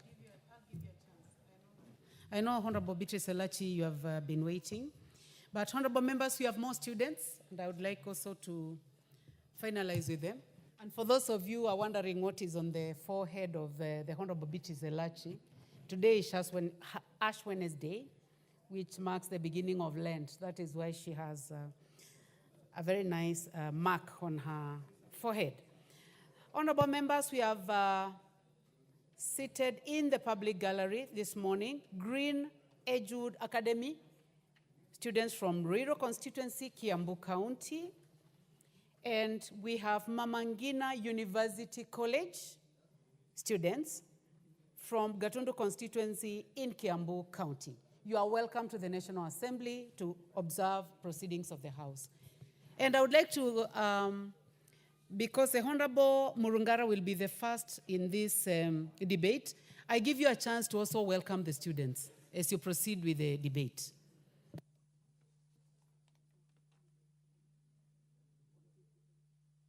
Thank you.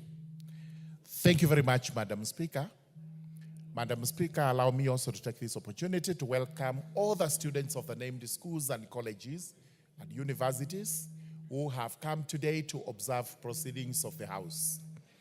Let them feel welcome, especially by their leaders whom they elected, leaders who spent time here so that they are able to deliberate on issues that touch on them, and especially to ensure that they get the best of education in the country. Mine would be to encourage these young people, both young men and women, to study hard and to emulate their leaders so that tomorrow when the time comes, the country is not short of dignified leaders who will be elected, selected, and come to this parliament to represent the people of Kenya. Feel most welcome. Do well in your studies, including one school that has just been named from Beere North, Kavigagasheru Secondary School. Beere North borders Tharaka constituency. It is actually very similar in topography, and I know what is in Beere is what is in Tharaka, extending all the way to Kitui, and education is the only reliance we can have if we are to make our lives better. My 2 minutes are over now. I start to contribute on the proposed amendment to the Basic Education Act through the Basic Education Amendment Bill brought to this House by the Honorable Mary Wamaua, the great lady member of Parliament for Maragua constituency in Murang'a County. May I begin by saying this is a timely bill that has been brought so that we can continue to move downwards from the top towards the bottom. We know very well that we used to have what were known as district education boards. They were DEBs, and the most schools were established under DEBs. When the districts became counties, because there were 42 of them, and they became the 47 counties, because additional districts had been created between 1985 and 1992. We now had 47 counties, and the education boards were replicated in the counties. So the counties were able to get the county education board, but the many sub-counties which are now equivalent of districts do not have this board. This is the right time to establish a board that will sit at the sub-county headquarters to discuss matters education. Therefore, this bill is timely. We support it wholeheartedly so that we are able to establish these boards with or without amendments to it as proposed, because the issue of remuneration may be a little bit wanting, and I do not see why the government should not actually dedicate money so that when these members sit, they are able to draw an allowance like any other civil servant, any other person who is entitled to an allowance. While the functions of the Sub-County Education Board are set out, and these are very important functions because we will now be devolving what we have at the county level to the sub-county level. We will in essence be saying we have education board services nearer to the people. Let those who want to do things at the basic level do it from the sub-county. Registration of schools is quite hectic because we only have one director of sub-county education and one director of TSC.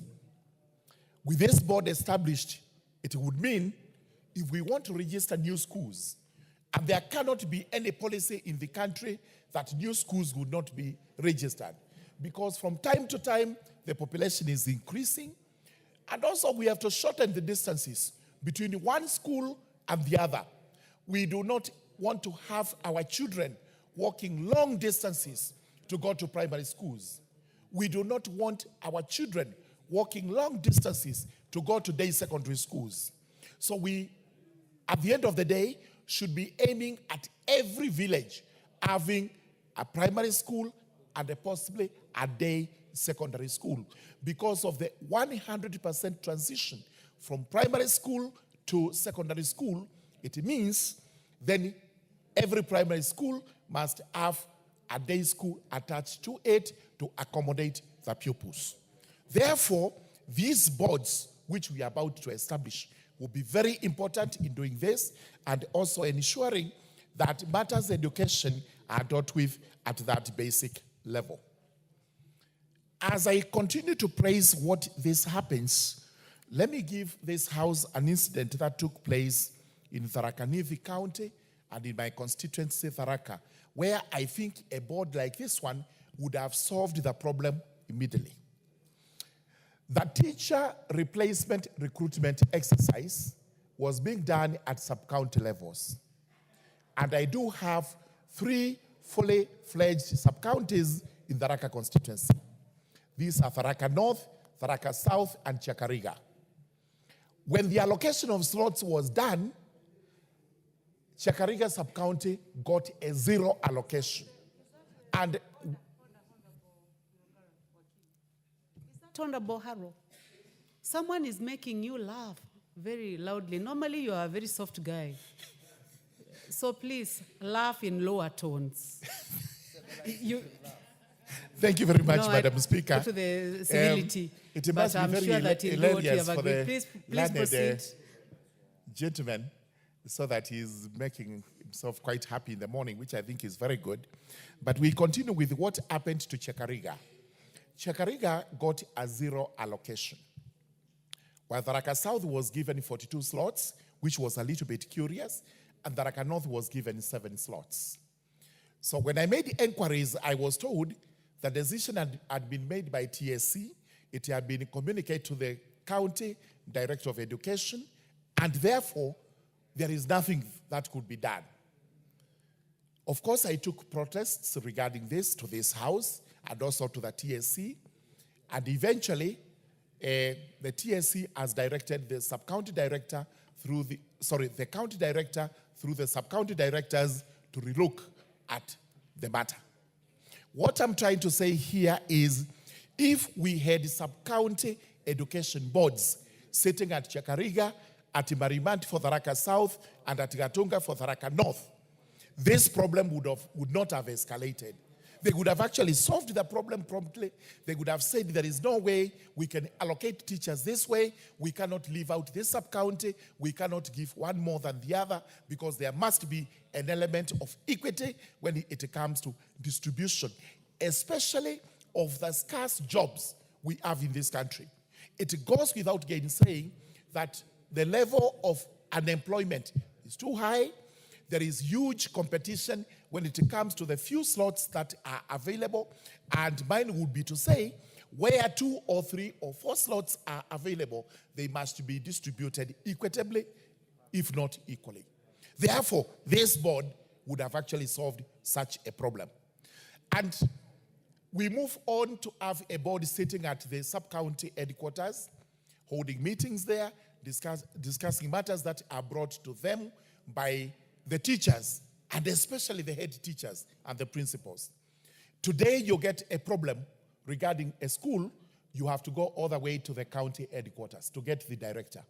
When you go to the sub-county director of education, he tells you his powers are limited because he does not have a board.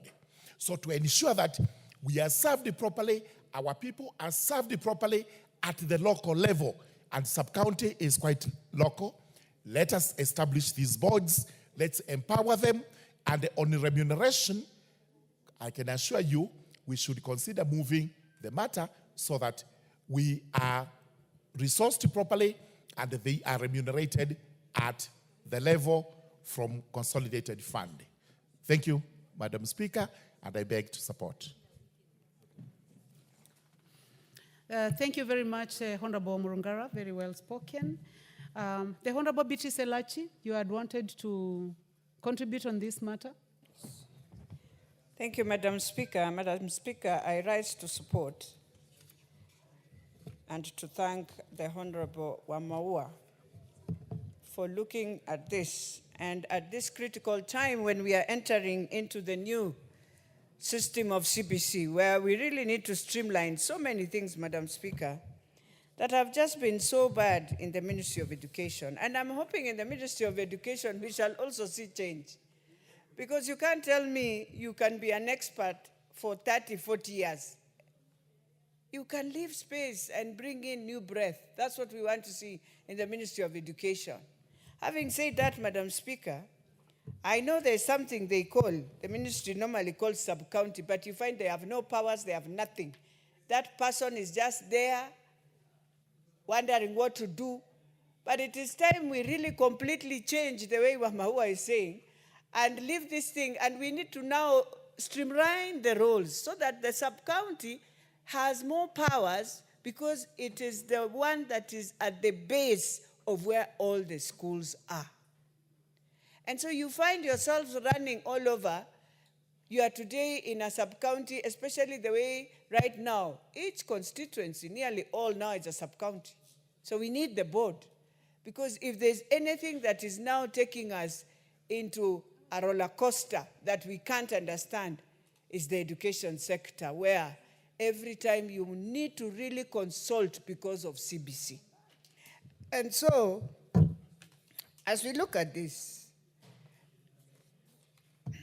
when I look at how the whole structure was put in, so the board was supposed to advise the CS. To date, I am wondering, Madam Speaker, where is quality assurance? What happened? Where is this team? We need it for CBC. But the Ministry of Education at Jogo has decided to completely muzzle this. And so we don't have anyone. Even now when we are crying, oh, School A has all, the private schools have finished. They have built all their classrooms. They have done I don't know what. Then we want to go to the same problem we've had with 844, where then public schools just become public schools. And when results are coming, we are about to say again, now the private schools are the ones taking over. The public schools are not doing well. Why? Because we have handed over the mistake we did in education 30 years ago, health 30 years ago. Those are the consequences we are finding ourselves in, Madam Speaker. So for me, indeed, if you want to promote the standards in basic education, you need the sub-county. Because every day they can walk in any school, closer. They will tell you here things are not working. Mwalimu can rush and ask how she can be supported. Sometimes you have boards that are very interesting also. And the other day I was looking at the terms of the board, Madam Speaker, and I'm saying we need new teams to come in these schools, people who can embrace the school, people who can just find the school moving properly, a clean school. You know, there are some basic things you walk in a school and you're wondering, honestly, and you're sitting with the board and you're wondering, surely, does the school need to have this? You are the board. You're the team that needs to bring in better ideas, values for the school. Then you move it. Then the management takes it over. Then the teachers now take it over. So you find a school, I won't say the name, Madam Speaker. The other day I went into a school somewhere, and I was so angry. First of all, it's not just the board. So you receive a new teacher. 1 year down the line, the school has just deteriorated. The school money has just gotten lost. When you look at the history of the teacher is just being taken care of by TSC. And in every school they have passed, there is a mess in that school. And I asked, no, it cannot be this way.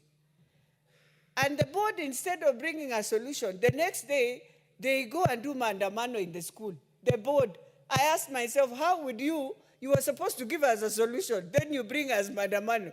I told the sub-county, I want now very serious.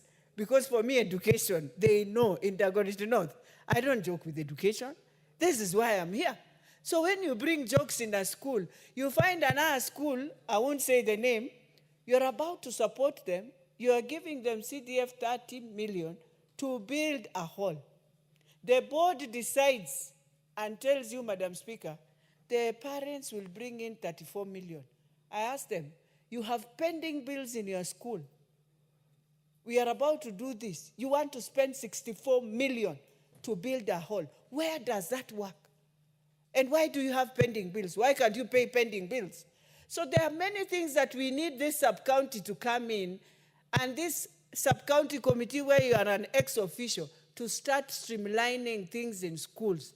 Because some of the things we are doing, even for our parents, it's not making sense.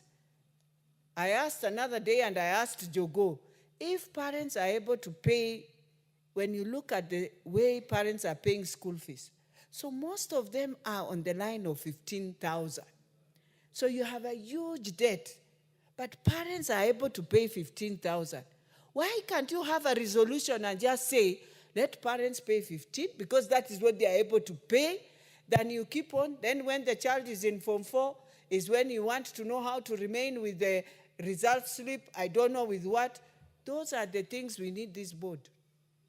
So that we come up also with the resolutions, and we send those resolutions to the county, and the county now advises the CS that when you look at 80% in schools, extra schools, county schools, parents are able to pay a school fee 16,000, 17,000, coming down. And it is a level, it's a curve that you can see they are able.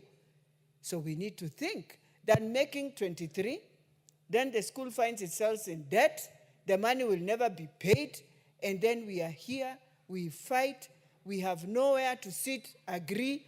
So, Madam Speaker, the other thing, when you look at what the Act of Education wanted us to do, and must be done now properly, just the way Honorable Murangaru has said, equity distribution of teachers. Honestly, it is time even in this house we agree on that. I'm not saying you can't do affirmative action in other schools, but can we start at a level of equity? That we have 290 constituencies. Yes, we have others who have 1,000 schools. Those are now where you look at that affirmative. But at a curve that is equal, first you put equity in the schools, then now you start affirmative action. Where you have huge areas where we have many schools, now you add as an affirmative action to those schools. But at one point, you have first equity. Because that is another thing that is really, really. You find a school with 38 teachers of BOM, honestly. It means that school is run by BOM. And there are many, Madam Speaker, when you go especially to county schools, many schools, parents are the ones who are taking care of the teachers. So you have 6, 5, the rest BOM. And the most interesting thing is that TSC has never come up with a new system of saying, you have a BOM teacher in a school somewhere, teaching biology and chemistry. That teacher, her subject is what brings the mini grade of that school high. How I wish they would be even rewarding it that way. Because that's a TSC teacher, but it's still a BOM, but with a science in her school teaching. So, Madam Speaker, as I support Wamaua, I just want to say, this education sector, if we want to see serious CBC things, then we must be serious with the education sector. Thank you, Madam Speaker. Thank you. The Honorable Samuel Atandi, member for Alego Usonga.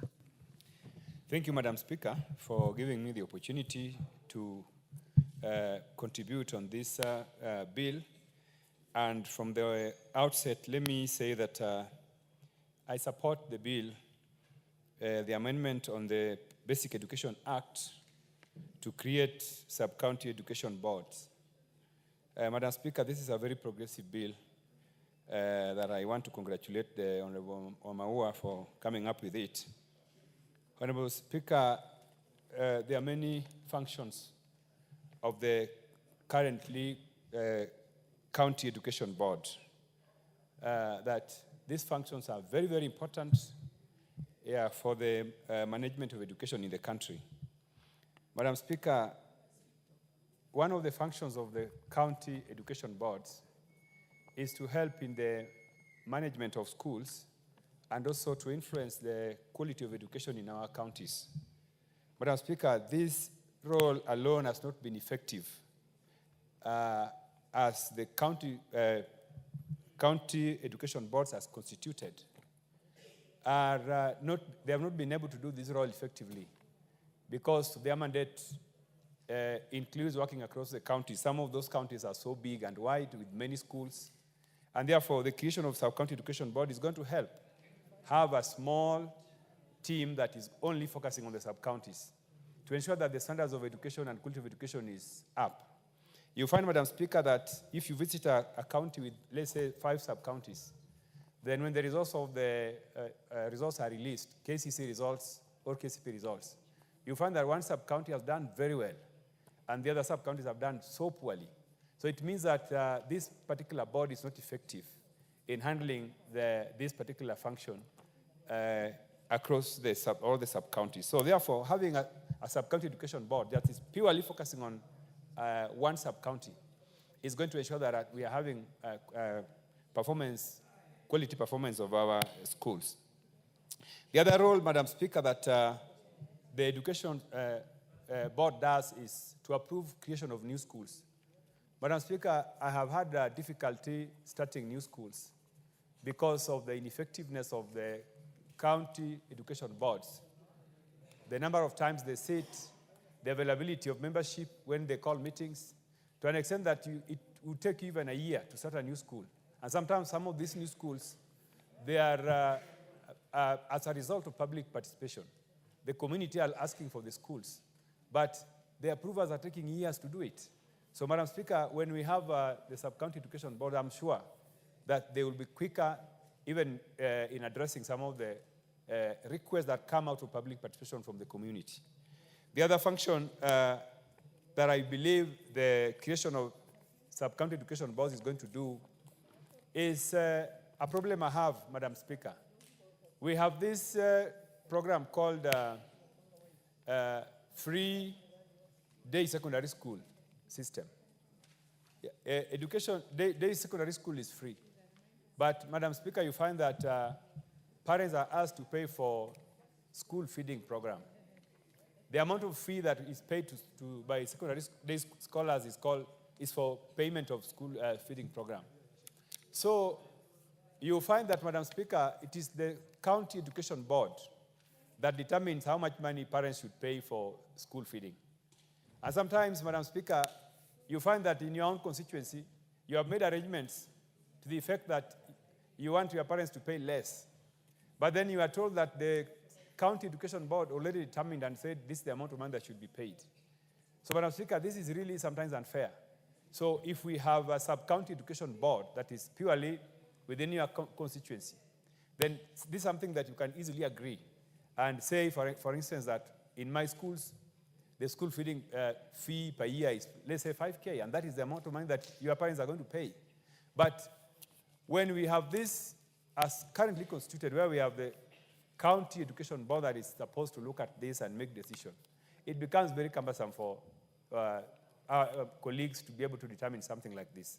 So, Madam Speaker, I want to submit that this is a very progressive piece of law that I want to urge members to look at it and approve, so that this is going to help us, first of all, to ensure that we improve standards of education within our sub-counties, and also to ensure that there's efficiency on matters that touch on the approval of schools, approval of new schools, and any other matter that is consistent with the Education Act.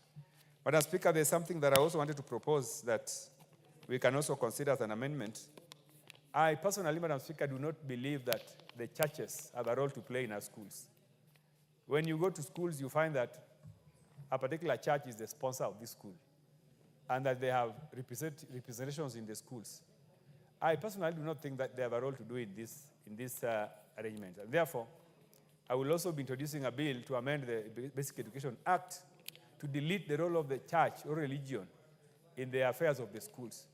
The role of religion, like in my case, churches, has worked towards, creating, weak management of schools. Because you find that this school is sponsored by the Catholic, or this school is sponsored by the Anglican Church. Even when a principal or a headmaster is not performing, and that the church must have a say in whether this principal should sit here or not. I have had a case, Madam Speaker, where the community wants this particular principal to leave, but the church is saying no. The church does not look at performance. The church is looking at prayers and things like that. They don't even know how the school is doing. When they come to school, they don't even ask how is this school, the results of this school, how did they perform? How is this principal? Are there positive results? They are not interested in that. The church are only interested in prayers. So, Madam Speaker, this House needs to consider deleting the responsibility of churches in the affairs of our schools. Madam Speaker, I submit. Thank you.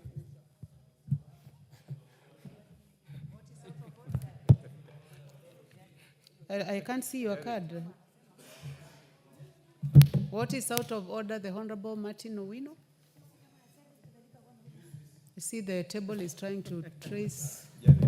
There you are. Honorable Madam Speaker, whereas I do not intend to pour cold water on sentiments made by my brother, Honorable Atandi, we acknowledge the responsibility that is played by churches in our schools and within our communities, Honorable Speaker.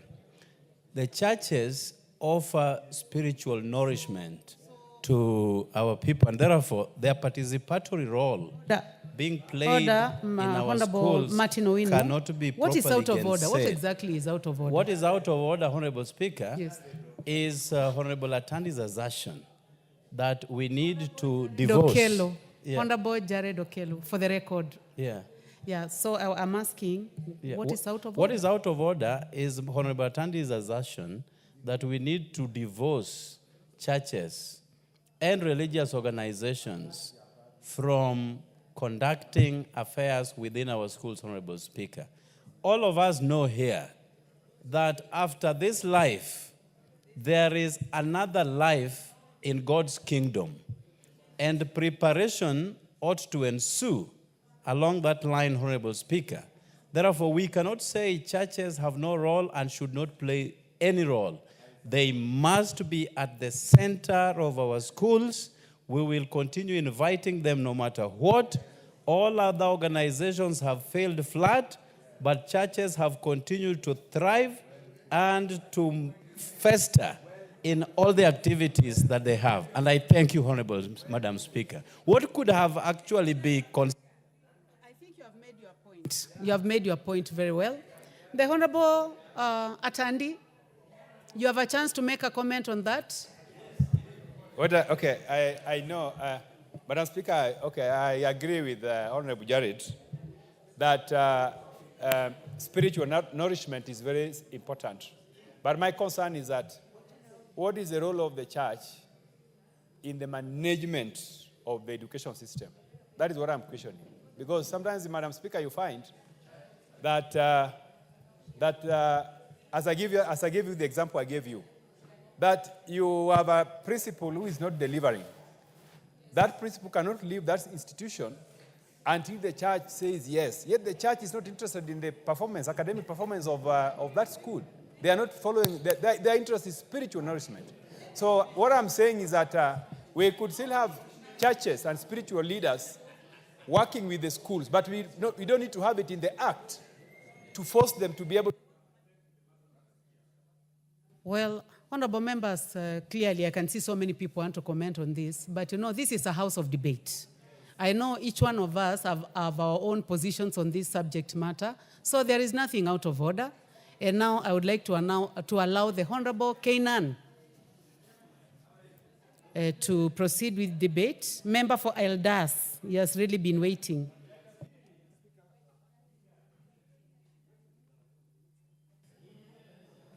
These things are not working. Madam Speaker, that debate right now reminds me of the 3 C's: Christianity, commerce, and civilization, which was part of the legacy of our colonial history. But that will be the debate for another day, because I'm sure the Honorable Okello and Honorable Atande might be products from 2 different philosophies. Madam Speaker, this bill by the Honorable Mary Wamaua is a timely bill, is a good bill. It demonstrates that the member is familiar with the crisis in our education sector. And therefore, the main object, Madam Speaker, of the bill is to amend the Basic Act, the Basic Education Act, number 14 of 2013, to provide for the establishment of the sub-county education boards in every sub-county. Madam Speaker, the function of the education sub-county is also clearly spelled out. But before I make my general contribution, there are particular things that the Honorable Mary Wambaua needs to look at so that we have a definitional clarity. Madam Mary Wambaua, in our governance structure, we have Kenya, we have counties, we have constituencies. Those are constitutional entities. We also have, under the National Government Administration Act, sub-counties, administrative sub-counties. So for clarity, what do you have in mind? Do you have constituency education board or the administrative sub-county education board, so that there's clarity in the law? There's clarity in the law. So I'll be suggesting, as you look at this, in particular 18A, look at it critically so that there's no confusion, there's no ambiguity on what you have in mind. I think what we require, if you want to cascade down the county education board to another level, then the best is the constituency sub-county education board. If you leave it to the sub-county, I think it will be subjected to many definitional problems. So look at it in the next stage so that you are clear on what you want, because the administrative sub-counties mutate every month, every year. The numbers can be decided administratively, but the constituency issues are decided every year, every 10 years. So between 10 to 12 years. So I think that clarity must also come out. The other bit is the educational qualification of the chair. It's very important that we clearly spell out, just in addition to saying a degree in what? A degree in education, a degree. I think we need also to have that clarity. Madam Speaker, in our country, Once upon a time, Kenya was voted as the best in human resource capital because of the being placed with the best education system that we inherited from the British. But Mr. Speaker, over the years, we have turned our education system into a system that changes every day, every term, at the whims of whoever is the CS at the Ministry of Education. That is why whoever becomes the CS Ministry of Education, the first thing that they do is to say they are engaging in reforms. These reforms have convoluted our education system. These reforms have caused uncertainty. These reforms have made our education system dysfunctional and unpredictable. It is a high time that we have certainty. Certainty, predictability is a key component in education. Madam Speaker, in the past, we all emphasized on the pecuniary gains of education. We went to school in order to receive part of the banking concept. You go to school, the paper goes, you are employed, you get a job, and you start being a productive member of the society. But times have changed. Education now is a right. It's a basic right. It's an equalizer. A basic right under our Constitution. A basic right under UNESCO. A basic right under the UN system. And therefore, what we are lacking as a country, Madam Speaker, and this is one thing that this bill actually attempts to address, is to devolve education, the management of education further from the counties to the sub-counties. And that's why I want to plead with my good sister who has brought this bill to look at it critically so that we don't have definitional contradictions that will be used by the usual litigants outside there in the field to challenge this. So look at which one is the most appropriate term, constituency or sub-county. I will propose constituency from the county, constituency education board. And I think that, because that is definite. The other bit, Mr. Speaker, is why have we lost our status as the best in human resource capital? Mr. Speaker, over the last few years, there has been an attempt to glorify university education at the expense of tertiary institutions, Mr. Speaker. Today, the whole world, there are so many job opportunities for our tertiary institution graduates, Mr. Speaker. Mr. Speaker, literally the tertiary institutions that we have had, the technical institutions have been turned into university colleges. University college, Mr. Speaker, today if you go to London, every year they have an annual conference on education to look at the curriculum, to look at the job markets. But in our Kenya system, everyone wants to have a degree that does not resonate well with the job market in the village, Mr. Speaker, with the job market in the international community, with the job market in the global village, Mr. Speaker. And therefore, we need to look at this and rebrand our education system so that we use this as an avenue for getting opportunities. These opportunities are not only in Kenya. These opportunities are all over. Mr. Speaker, once upon a time, to be a member of the diaspora community was considered as a renegade member of the Kenyan society. But today, the diaspora community has turned into the most productive sector of the Kenyan society, thereby overtaking the tourism sector in our foreign exchange earnings, Mr. Speaker. A few years ago, you remember, if you were identified as a member of our diaspora community, you're either associated as a dissident, either as someone who's not very happy with the Kenyan society. But today, look at it. Proudly, Kenyans have demonstrated the value of education system, of our education system. And that's why today, we as the legislative arm of the Republic of Kenya, in particular, the members of this August House, we need to critically dissect the issues affecting the ailing education sector. CPC is not working. Every minister has introduced his own reforms that have made the entire sector bureaucratic, the entire sector bloated, the entire sector that has no head and tail, the entire sector that lacks management, a sector that requires critical dissection, Mr. Speaker, if truly we have to live with the tenet and expectations of the education system that we inherited from our forefathers. Mr. Speaker, in the northern Kenya, when other Kenyans were benefiting from the 3 C's, Christianity, commerce, and civilization, I may not agree with those 3 seats. But Mr. Speaker, the rights of students, the rights of parents, the rights of teachers in Northern Kenya has been trampled, Mr. Speaker. Mr. Speaker, you remember, the issue of weaponization of insecurity, the issue of insecurity has been taken out of context. Over the last few years, the education sector in Northern Kenya has been in crisis.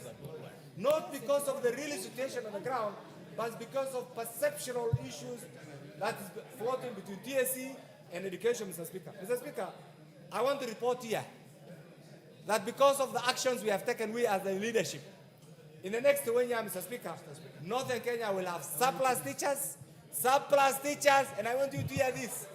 We will no longer be at the mercy of TSC.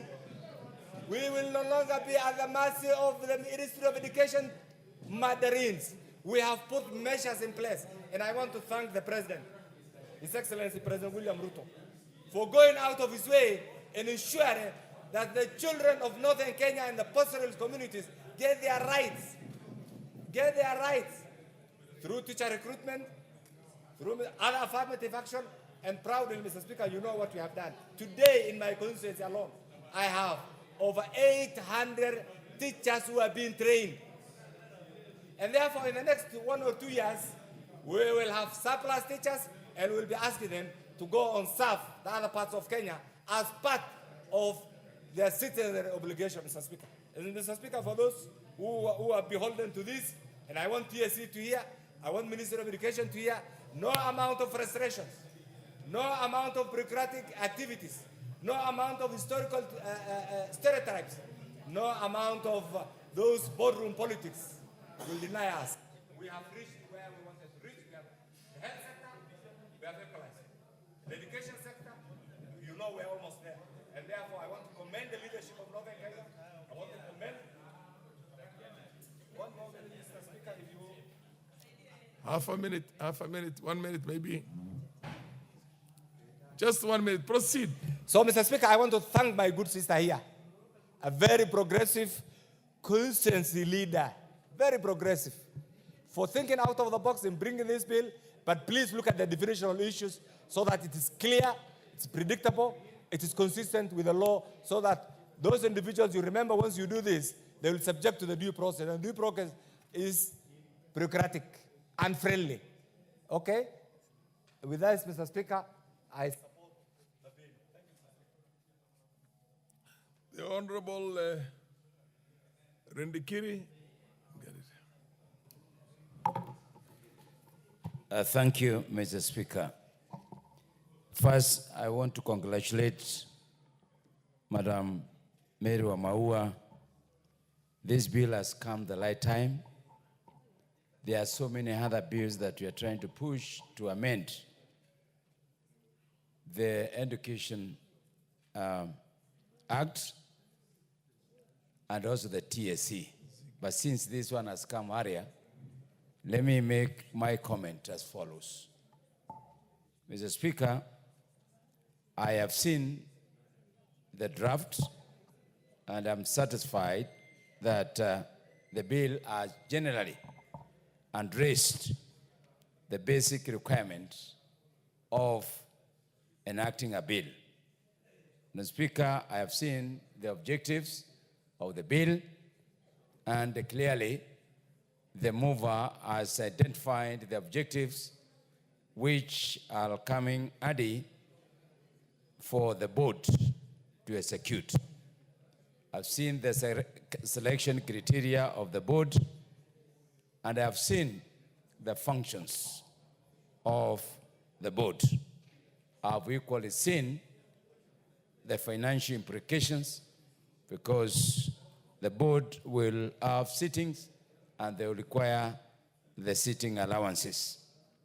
Mr. Speaker, I've also seen that the bill has clearly stipulated the laws and responsibilities of the Cabinet Secretary in charge of education. Mr. Speaker, for us, the most important thing now is, does this make sense to the objectives? Mr. Speaker, I'm saying that this bill is going to improve the education management. Mr. Speaker, there is a lot of uncoordinated activities between the TSC, the ministry, and generally the stakeholders. This board, to me, will ensure there is adequate coordination between the schools, the teachers, the education stakeholders generally.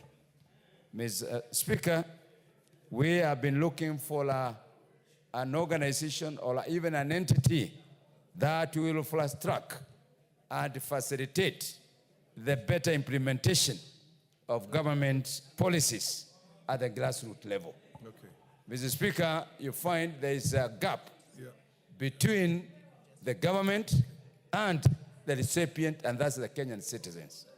We need such a board because it will be directly addressing the issues that the stakeholders have identified at the grassroots level. Mr. Speaker, this board is coming in the right time, particularly when we are all saying we need better allocation of resources. Mr. Speaker, we are getting a lot of resources from the government, from the donors, from people of goodwill. But the way this money is being utilized at the local level to enhance the education for our children, it is not coordinated at all. So this board will come handy to ensure that their distribution, the little money that has come from the donors, the little money that has come from the government is well utilized for the benefit of our children. Mr. Speaker, this bill is very, very, very important in the sense that there are some areas in this country that have been neglected for a long time. Mr. Speaker, there are some areas that have been identified as hardship areas and left other areas not being defined as hardship areas. Mr. Speaker, I'll give an example of my constituency, Bori constituency that borders Isiolo and it borders Laikipia. We share the same geographical and climatic conditions. Mr. Speaker, I am losing so many teachers to these counties. I'm losing very valuable teachers. I'm even losing resources to these counties. Mr. Speaker, this board, from the objective that is being set, will address those disparities, will address those areas that are disadvantaged. Mr. Speaker, there is very little focus on which needs the schools requires, particularly on the staffing of teachers. Mr. Speaker, you find in my neighbors, and I'm proud to say that these people have denied me a lot of potential teachers because the TSC, the ministry, has no concern. All the best teachers are being taken to the hardship areas because of the so-called hardship allowance. Yeah, either we do with a hardship for everybody or we do with hardship for nobody. Mr. Speaker, this board is coming because it's going to put the stakeholders together. There are so many stakeholders which are not put together. When you go to an area, you'll find people, this organization, this religious organization is a sponsor of this school, the government is a sponsor of this school, there are some other schools which are even private schools, they are all stakeholders. But we need now a board that will look and sit down with all these stakeholders. Mr. Speaker, we need a board that will support, particularly the teachers, Mr. Speaker. The teachers require training. The teachers require motivation. The school management, the BOM, they require guidance. They need somebody to oversee and evaluate what they are doing on a continuous basis. Mr. Speaker, this board, if it comes on, it will support the teachers, it will bring the student also on board, it will support the student, and we start moving in the same direction. Mr. Speaker, one of the things my colleague Kenan has talked about is equity. It's equity and inclusivity. Mr. Speaker, there are so many areas that are being neglected. There's time has come now, the government to start addressing the issue of equity seriously and inclusivity. I have just come from the appointment of BOMs. And my mind is very clear. If they are Muslims or not, and if we have capable people to assist in management of the schools, they need to be included. That's inclusivity. I have a record of saying that if we have a disabled person and he or she cannot see but can speak and do something for the school, they need to be included. This board knows the environment in which they are operating in.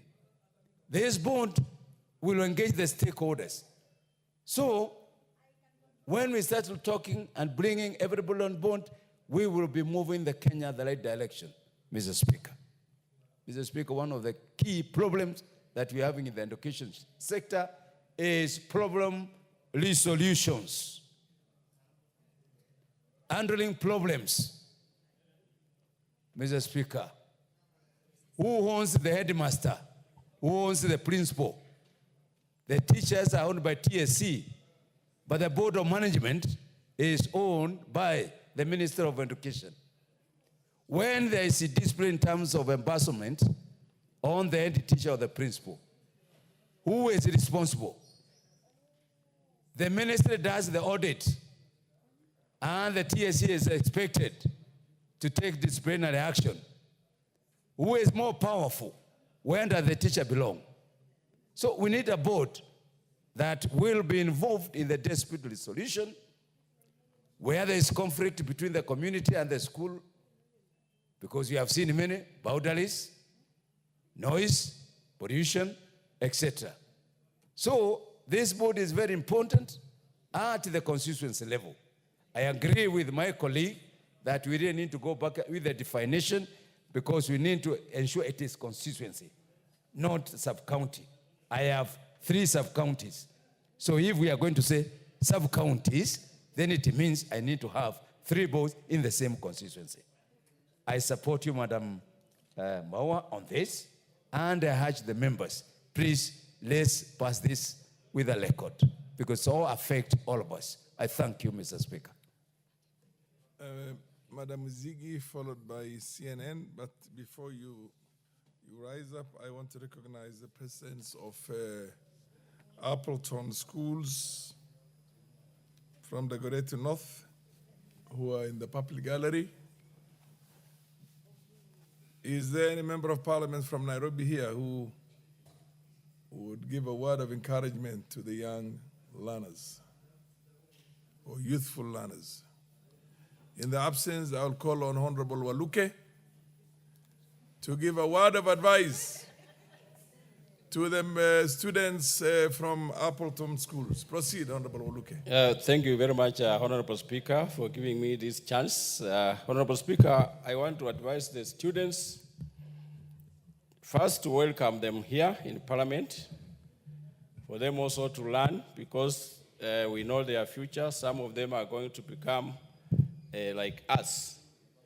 And to get this position, you must work very hard, students, so that you may be like one of the MPs here, either female or male. So you work hard. Oh, you are all female. Yeah, so you should work very hard to get this position. You see, these ladies worked very hard. All of them have gone through universities, and you must make sure that Kenya is changing very rapidly. They consider the academic, they consider your qualification, so it is not for free. When you go back, tell your parents that we visited Parliament, and this is how we are here in this house. So thank you very much, Mr. Speaker, for giving me a chance. Good. The Honorable Madam Ziggy. Thank you, Mr. Speaker, for also giving me a chance to contribute on this one, Mr. Speaker. And I want to begin by congratulating Honorable Wamawa for a well-thought idea and bringing it here as an amendment bill for us to be able to talk about it, meditate on it, and also contribute on it. Mr. Speaker, matters are basic education, and I want to begin by echoing the sentiment of many of my colleagues who have said that devolution came so that services can be closer to the people. And indeed, Mr. Speaker, when we speak about the education board, the county education board and the sub-county education board, looking at the county education board, on most cases they are normally overwhelmed. They are overwhelmed because they have to make all the decisions. They have to oversight the entire county, and in most cases, these things are not done on time. There are many challenges that comes with the county education board, and if only we can empower the sub-county ones, the boards that are at the sub-county level. These many challenges such as duplication of work, delay in decision-making, and a limited oversight in the capacity building of the entire education system, then I think things will be better. And education is not something that we can go wrong with it. Education is not something that we can play with, Mr. Speaker, and therefore I really want to support this one, because when we empower the sub-county education board, then they are able to fast-track development because they're able to make decisions. They are also going to, a lot of progress and performance can be realized because they will be there to support in the sub-county level, and therefore work will be done in an easier way, Mr. Speaker. And therefore, I want to support the formalization of this sub-county and for them to be given enough power to be able to make decisions. The sub-county board should not be there as ceremonial, and a lot of work is needed to be done in the county level. We have seen the president working so hard. We have seen the government employing so many teachers, almost or 76,000 to be precise. And therefore, he needs to be supported. And some of these changes or some of these amendments are going to come in handy to be able to support the education system, Mr. Speaker. And so I say big congratulations to Honorable Maua for bringing this amendment, and I support it. Thank you.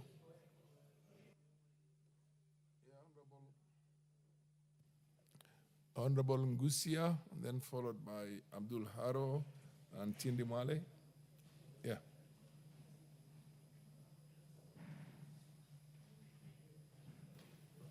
Thank you, Mr. Speaker, for giving me this opportunity to add my voice to this important bill. Before I had my contribution. You mentioned you wanted a special consideration because you just became a father last night. Yes, I got a baby girl. You get a baby girl, and yes, as part of the yes, thank you. Appreciation and thank you. Yes, Mr. Speaker, thank you so much for this recognition. We don't have paternity leave here, but you can have your paternity leave. Thank you. The baby girl will grow to become one of the most important persons in this world and nation. And we love women. Mr. Speaker, before I had my contribution, I just want to draw to this house, we need to respect our women. I was in the labor ward for 4 good hours with my wife, and whatever women go through must be respected by the society. Mr. Speaker, there is no single man who is in any way supposed to bully a woman. And I recognize and respect women all over the world. I salute you. Mr. Speaker, let me take this opportunity also to wish all the Catholics worldwide a good Ash Wednesday, a day of repentance, a day of prayers, and a day Christians reflect on mortality and also seek forgiveness, Mr. Speaker. On the bill, I would like to start by thanking Mary Mainki for coming up with such an important Mary Wamaua. And Mary Wamaua is my good friend and a colleague. And let me salute the Honorable Lady for wonderful legislative proposal she has brought to this floor. Mr. Speaker, the bill is very progressive and timely, coming at a time when we are all adopting a new education policy and also the system, Mr. Speaker. I want to support it because by establishing this sub-county education board, we are going to establish a clear data bank of all the institutions we will be having in our respective constituencies or sub-counties, Mr. Speaker. Mr. Speaker, this bill is also going to ensure that the board recommends institutions that may need funding and proper and adequate resource allocation, Mr. Speaker. Touching on the issues, I would like to recommend to the motion mover if we can also add the director of Teachers Service Commission on this matter, because some of these schools, TSC has not allocated enough resources to the schools. So we can have director of education from the ministry and also director of Teachers Service Commission. It will make sense in allocating or rather staffing these schools and institutions, Mr. Speaker. On the issue of composition, let me laud the inclusion of member of parliament because he's the representative of the public, and I think the board will do a lot of issues, a lot of good things to establish this institution. Mr. Speaker, the school, if this board, if it's going to be established, will assist the Ministry of Education in allocating resources that are adequately needed. And it will also enable the schools, the board of management, to come up with competent and proper quality of the board members. Because most of the schools are facing the challenges of BOM. They end up electing somebody, or rather appointing somebody who has just cleared Form 4. We need to bring this sanity to ensure that even the people who are doing these stakeholders meetings, they have a relevant qualification to manage this institution. Mr. Speaker, there is so much to talk about it. Let me support it and appreciate that this honorable lady has done a good job, and we need to support it. And in case of any amendments, I'll be bringing this amendment to include the Teachers Service Commission in this board. With those few remarks, I support fully. Thank you. MP for Mandela South. What's your point of order? What's out of order? Thank you, Speaker, for the opportunity. Mr. Speaker, I want to urge this House to allow those who don't have cards to be given an opportunity, because, you know, now I'm trying to press and I lost my card. So I request for an opportunity to contribute, because this is a very important motion, Mr. Speaker. Okay. Fair enough. Abdul Haro, and then I'll come to the ladies. Where's Mwale Tindi? He's not in.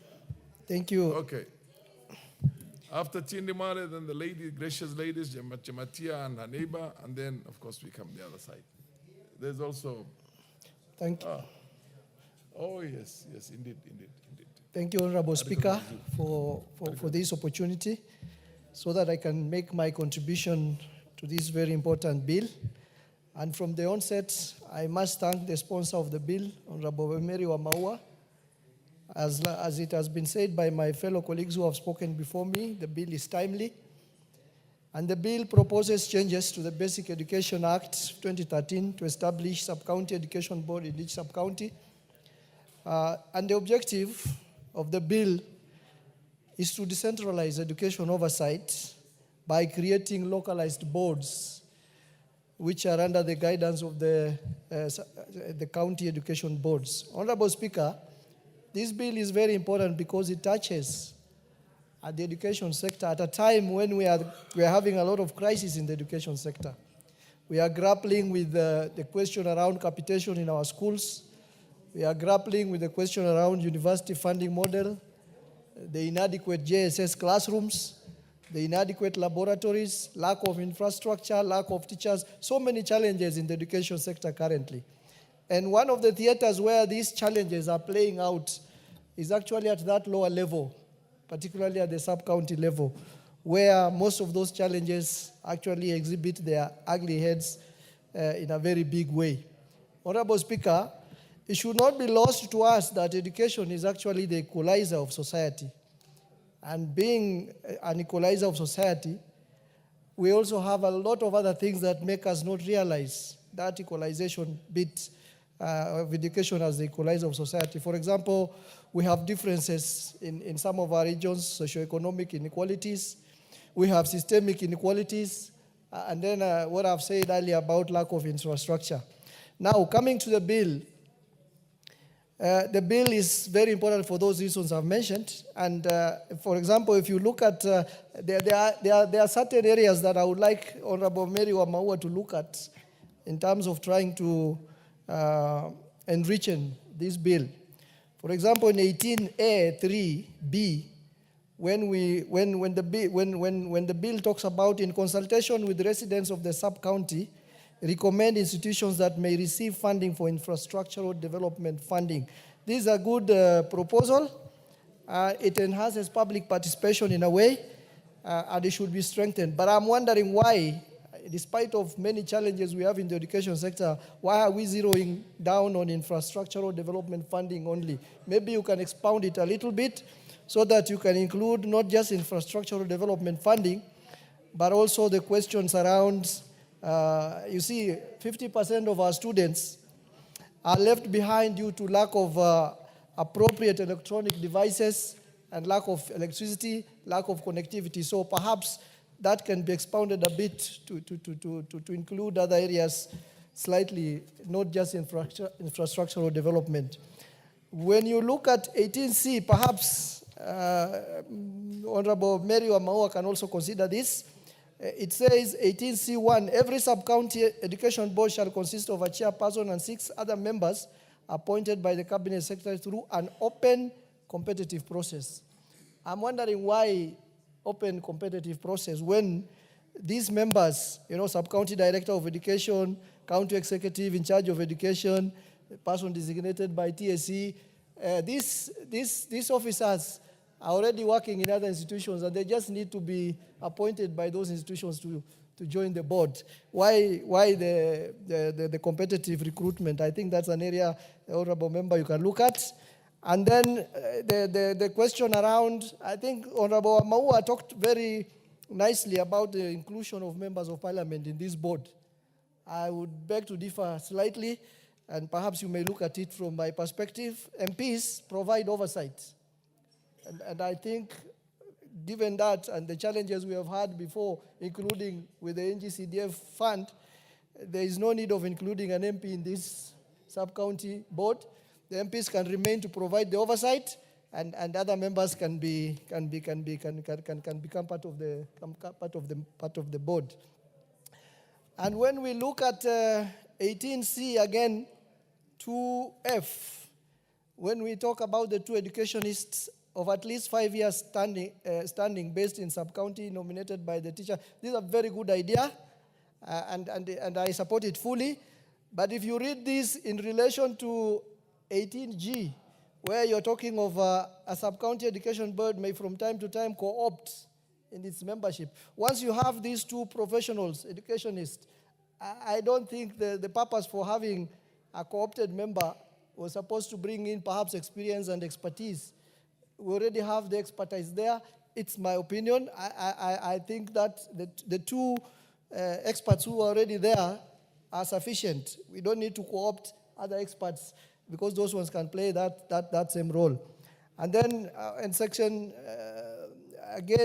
section, that was section 8. Sorry. That is 18C again, part 6. The staff of the sub-county education board shall be persons serving under the county public service board of the respective county.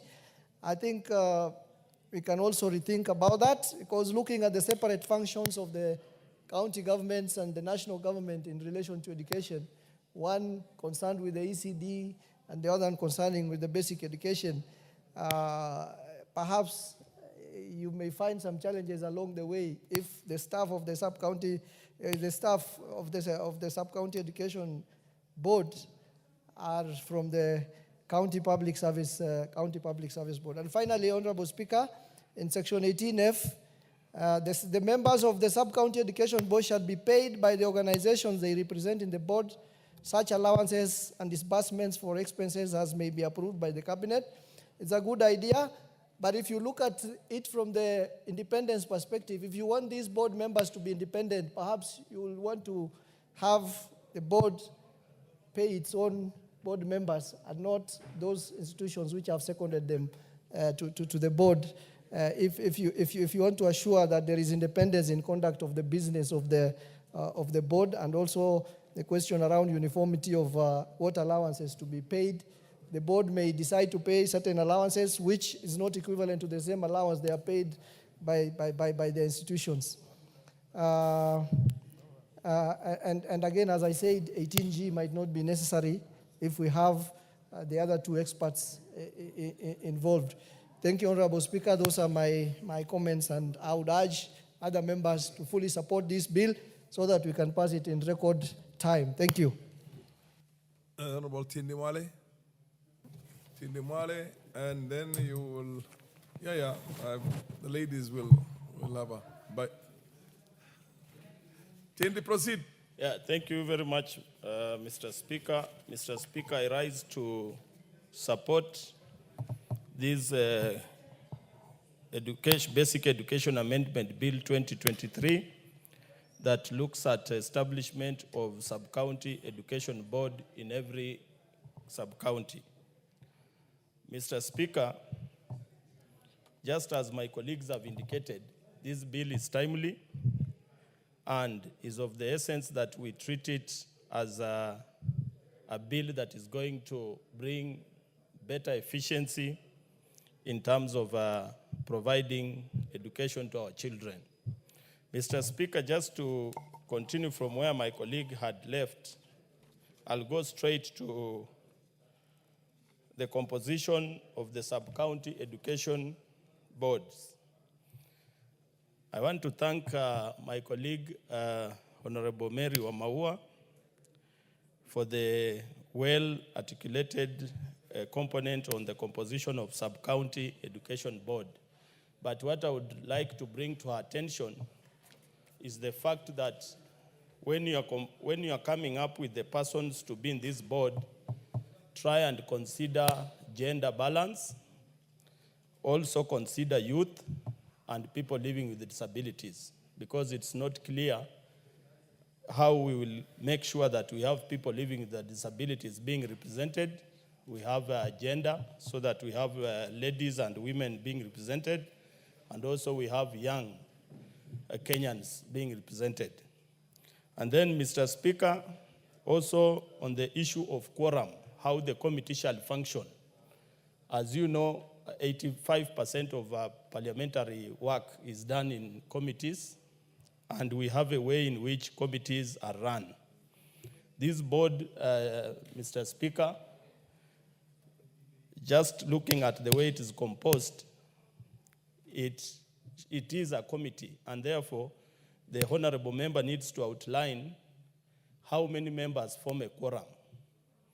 And the moment you come to how many members form a quorum, Honorable Mary Wamaua, you'll have to look at the qualification of the chair. Because if the chairman is supposed to have a degree and other members not to possess a degree, what happens when the quorum is there and the chairman is absent? The members who are present will have to choose a chair, and that chair will perform functions of that board. And therefore, the qualification of those members need to be tandem with those of the chair. And then the other issue, Mr. Speaker, is on the efficiency, is on the functions of the board.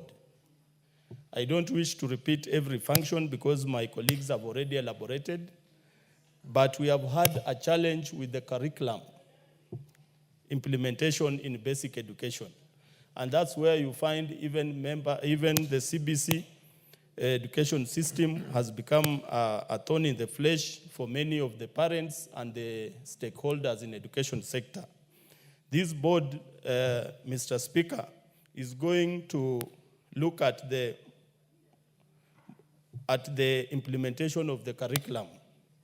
And this one will bring better efficiency in terms of education being given to our children. Mr. Speaker, also the issue of national policy in education being interpreted to the downward scale. We have had an issue where policies are generated in Nairobi, and how to bring them down to the common staff within the education sector becomes a thorn in the flesh. This board is going to help in the interpretation of national policy and also come up with the policy reforms. Mr. Speaker, what my colleagues have not highlighted and which I wish to bring to your attention is what the bill has delegated. The bill has delegated powers to the Cabinet Secretary to come up with the regulations. And these regulations are going to aid in the coordination of this board with other boards, because we have the County Education Board and also we have the National Education Board. So these regulations which will be brought by the Cabinet Secretary are going to outline the coordination between the county, the sub-county, and the National Education Board. Mr. Speaker, with those few remarks, I want to thank my colleague for the noble idea and support that this bill be passed with amendments. Thank you very much.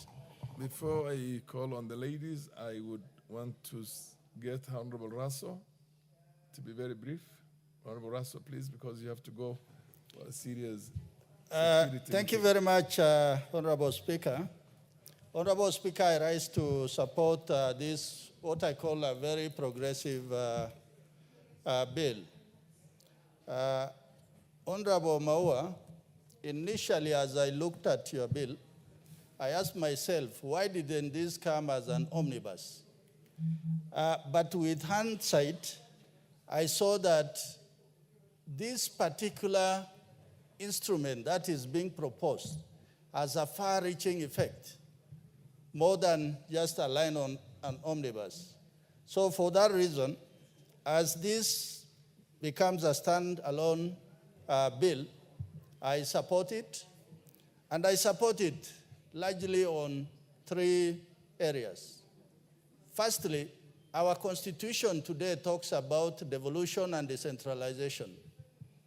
When we say County Education Board as the epicenter of coordinating education in the county, looking at the rise in population, the configuration of what you call sub-counties today, there are constituencies that have 3 or 4 sub-counties because of vastness that the population live from each other.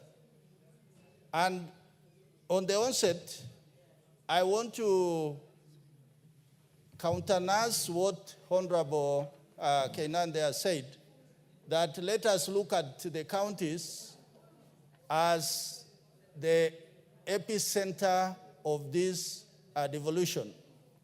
And I tend to disagree with them, because we are basically decentralizing only to centralize again at the constituency. So for that reason, the elephant in the room for Honorable Maua to convince the Committee of Budget is that this will require quite a bit of money to be put into the education sector. Beyond that, I think all other factors remaining constant, this is a very important bill that we in this House must support. And particularly, I want to say again, for those of us who are pastoralists, who come from ASAL, our major difficulties today, although we are told education is one, but we find that education is on two tiers. The education of the first counties in this country and the education of those who are far-flung away from the center. So there are two types of education. And so for that reason, when we begin to decentralize education at the grassroots, then they are going to reach every corner of this country. Honorable Speaker, with CBC, this is the way to go. Today, in the constituency of Saku, there are schools that when it rains, actually the education team cannot reach that place. You leave only the teachers, the parents, and the students to be in that school. If it rains for the next 3 months, then those schools are cut off. But when you have a sub-county team that can use all means to access that institution, then I think that is the way to go. In terms of supervision, Honorable Speaker, me and you, we know that one of the difficulties of having low turnout, low performance, low everything in education in our region, in this country, is because of supervision. That the county education board is 300-400 kilometers from some of our constituencies. So that makes it so difficult for them to even arrange logistics to be able to supervise, not even day to day, even on monthly basis. Honorable Speaker, also, this has to do with promotion of teachers, postings. When somebody has a first-hand information on what really goes on. On the constitution of the board members, what I think, Honorable Maua, you need to take into account is as soon as you have laid down the bottom, what is the basic education requirement, you must make it basic as opposed to it appearing to be the ceiling. That the basic is post-secondary for all the members, but they can have university education and also specialize in certain fields. But from the look of it, from the drafting, it appears that appears to be the basic, which I think members are uncomfortable with, and I think you have been guided as well on the same. Finally, Honorable Speaker, it is about registration of schools, funding in the schools, and also things like a school feeding program. This would be best placed to address those issues. Today, it takes us not even months, year, for a school to be registered. Basically because that board, I think, meets 2 times or 3 times a year. But a sub-county education board can actually meet every 2 months, every 3 months, or even every month if there is that emergency that is required to be attended to within a constituency or within a sub-county. With those remarks, I support this very progressive law proposed, and I ask all colleagues to support it. Thank you, Honorable Speaker. The Honorable Chematia, followed by Kathambi and Lesuda, in that order. You will get your bite, don't worry. And if you take as long, as few minutes as possible, you'll allow many members of parliament, including the honorable member from Gichogo, to have a bite at this. Just take about 5 minutes, although you are entitled to 10 minutes, but you can say in 5 minutes almost everything you want to say. Madam Kihara, I have noticed you. I can't forget you. Thank you so much, Mr. Speaker, and I want again say thank you for the opportunity, and also to congratulate my colleague, my friend, Honorable Amaua, for her consistency in looking forward to making sure that this bill has come to the floor again. As you can see, the bill came into place in 2023.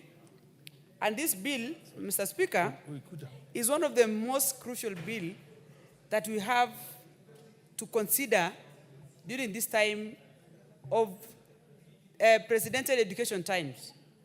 Mr. Speaker, it should also be known that Honorable Maua was a teacher before she joined this august house. And she comes with a lot of experience in terms of management. And if you look at her bill, it espouses so much the passion she has in terms of management.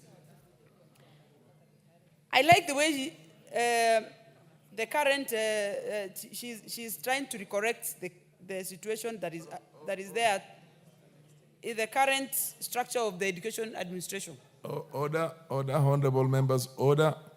The honorable member Twalib Abubakar, you don't cross the floor just like that. You go right to the end at the bar and come back. And honorable members, these rituals are part of our practice, and they should be respected and upheld. Proceed, Jemati. Thank you, Mr. Speaker. Sorry. And I want to, most members who have spoken before me have clearly put very good points across, and I will not belabor so much. But I want to say that this sub-county education office is going to enable and recorrect most of the injustices that has been happening within the education sector. Since the times of devolution, we have realized that education has suffered a lot of mismanagement problems. And this new board that is going to be put in place, which as Honorable Member Maua has tried so much to put it in a very basic way that is able to help the reports that comes from every schools in the sub-counties to be well managed within the sub-counties without necessarily going all the way to the counties so that it comes back again. Being the liaison now, they can be empowered through this bill so that they are able to make the decisions because they interact with the teachers and the schools in almost a daily basis. Mr. Speaker, looking at the challenges so far, it is the delay in decision making. As you know that education is children spend almost an entire year in school. And when decisions are not made in the right time, most likely the impact is going to be very negative in terms of results and in terms of quality of education when the management is not put in the right time and right place. Unlimited oversight capacity is also another thing, Mr. Speaker, that the county, sub-county, if empowered, are going to give us the best results. And many times, the quality in education is going to give us quality lives and quality in the country. And many times the education and exams management, for instance, Mr. Speaker.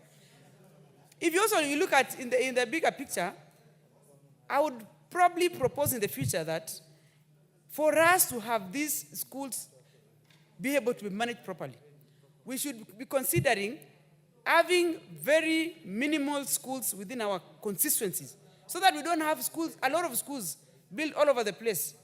You can realize that every time you go and, like I'm a member of a county MP, you look at the schools probably in a ward, you have almost 10 to 15 schools almost in the same perimeter.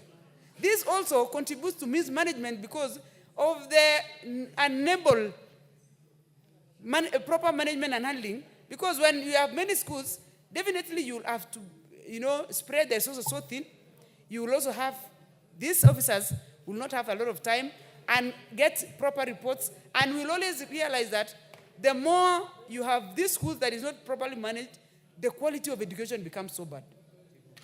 I remember during our days and now, if you compare children who are in public schools today, in the villages, and compare those who are there during 844 times, early times of 844, the quality of education and quality of even the quality of teachers that we have today depends so much on how the schools are being run. And this is because we are looking at the quantity at the expense of the quality. I am suggesting, probably, even as we cure this proposed bill of the sub-county board, that we should describe and elaborate what is a school. If we can have few schools in our sub-counties that describes the amenities that a school should have, and put it either day and boarding, and put it also in primary and secondary school, so that the management, even as we create and enable this sub-county board to be in place, it will be able to have schools that are built to last. If you look at schools that are built probably during Moi time, the schools that we have today and we still depend on, or colonial schools that we have today, those are the schools that gives quality education because of all the amenities that is created within the same environment, and gives the children and the pupils our own wellness. And this is what also helps in management. Even as we look at the sub-counties and cascading down the management of the schools, it is also good for us to also plan ahead and understand that it is important for us to have quality instead of quantity. Thank you, Mr. Speaker. My MP for Njoro. That was well. Well, you will get a bite, don't worry, all of you. If you take about 5 minutes, you really allow so many members of parliament. Thank you, Mr. Speaker, sir, for granting this opportunity for me to do contribution in relation with the Basic Education Bill, which has been brought by Honorable Amaua. Mr. Speaker, sir, education is very important. And if some of us did not get education, we could not be where we are today. Therefore, we start by applauding our colleague for having researched and found the challenges which we have really encountered. Myself, being a member of parliament in a single constituency, that is in Njoro in Nakuru County, we have had a lot of challenges. Therefore, for me, when I look at the bill amendment today, Honorable Mary is bringing here, it is a confirmation that we are going to have proper education management. And Mr. Speaker, sir, allow me to say that the centralization of decision-making will really assist each one of us to improve education in our respective constituencies and also areas. Mr. Speaker, sir, why I support the bill which our colleague has brought today, it is of the much challenges I have encountered myself. The registration of schools, new schools, is a big challenge in this country. We sometimes have some large constituencies where students walk for very long distances. But when it comes to the registration of new schools, we have a lot of challenges. Therefore, the composition and the proposals of the team and the board members Honorable is proposing here, it will really enable the proposed board members to come up with quick decisions, and also there will be locality and the grassroots solutions when it comes to the matters of registration of schools. But allow me also to support that when I was looking at what is being proposed as the sub-county board, I felt this board must ensure, because most of the times we are also getting some boards which are not properly constituted. Therefore, we would like the people living with disability and also assurance that also gender issue, like women, will be considered. And Mr. Speaker, sir, I want also to say why I'm supporting this. It is because if the challenges we have encountered by most of the decisions made in county level, this time there will be also ease of conflict management locally and at grassroots, where we sometimes get a lot of challenges which really take a lot of time to be resolved. Also, Mr. Speaker, sir, this is going to enable the students and the teachers to be heard and to be supported at local level. Therefore, it will be ensuring that there's great support on the processes and also the structures on the ground, which also affect our schools. And also allow me to say that why I'm supporting this issue, it is because most of the times also, we have had a lot of challenges when it comes to the distribution of resources. Therefore, with the composition of this locality at sub-county level, this will enable the committee, the board members, to sit and make decisions of the kind of money which the government gives, and also to some extent, the money which we also get like from donors and also grant from different people of goodwill. I think the composition of this will really enable improved and also fairness of the resources.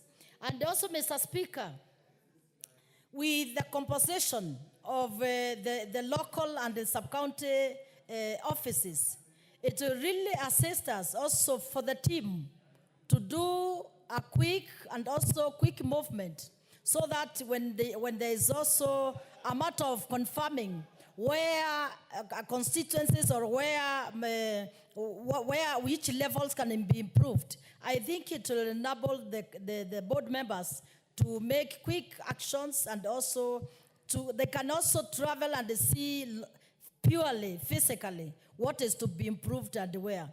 Therefore, I found also there has been a lot of challenge when making decisions. There has been a lot of delay when it comes to the matters of infrastructure, approvals, and the way I've said also the big challenge of the registration of the new schools. Therefore, Mr. Speaker, I'm supporting this, having seen the challenges our parents also and other stakeholders undergo in matters of education. Therefore, I find the Basic Education Amendment Bill by Honorable Mary, it is really going to be a solution to very many problems we had in this country. Okay. Therefore, for me, Mr. Speaker, let me thank you and take a few minutes so that my colleagues also can contribute. Thank you so much, Mr. Speaker, sir.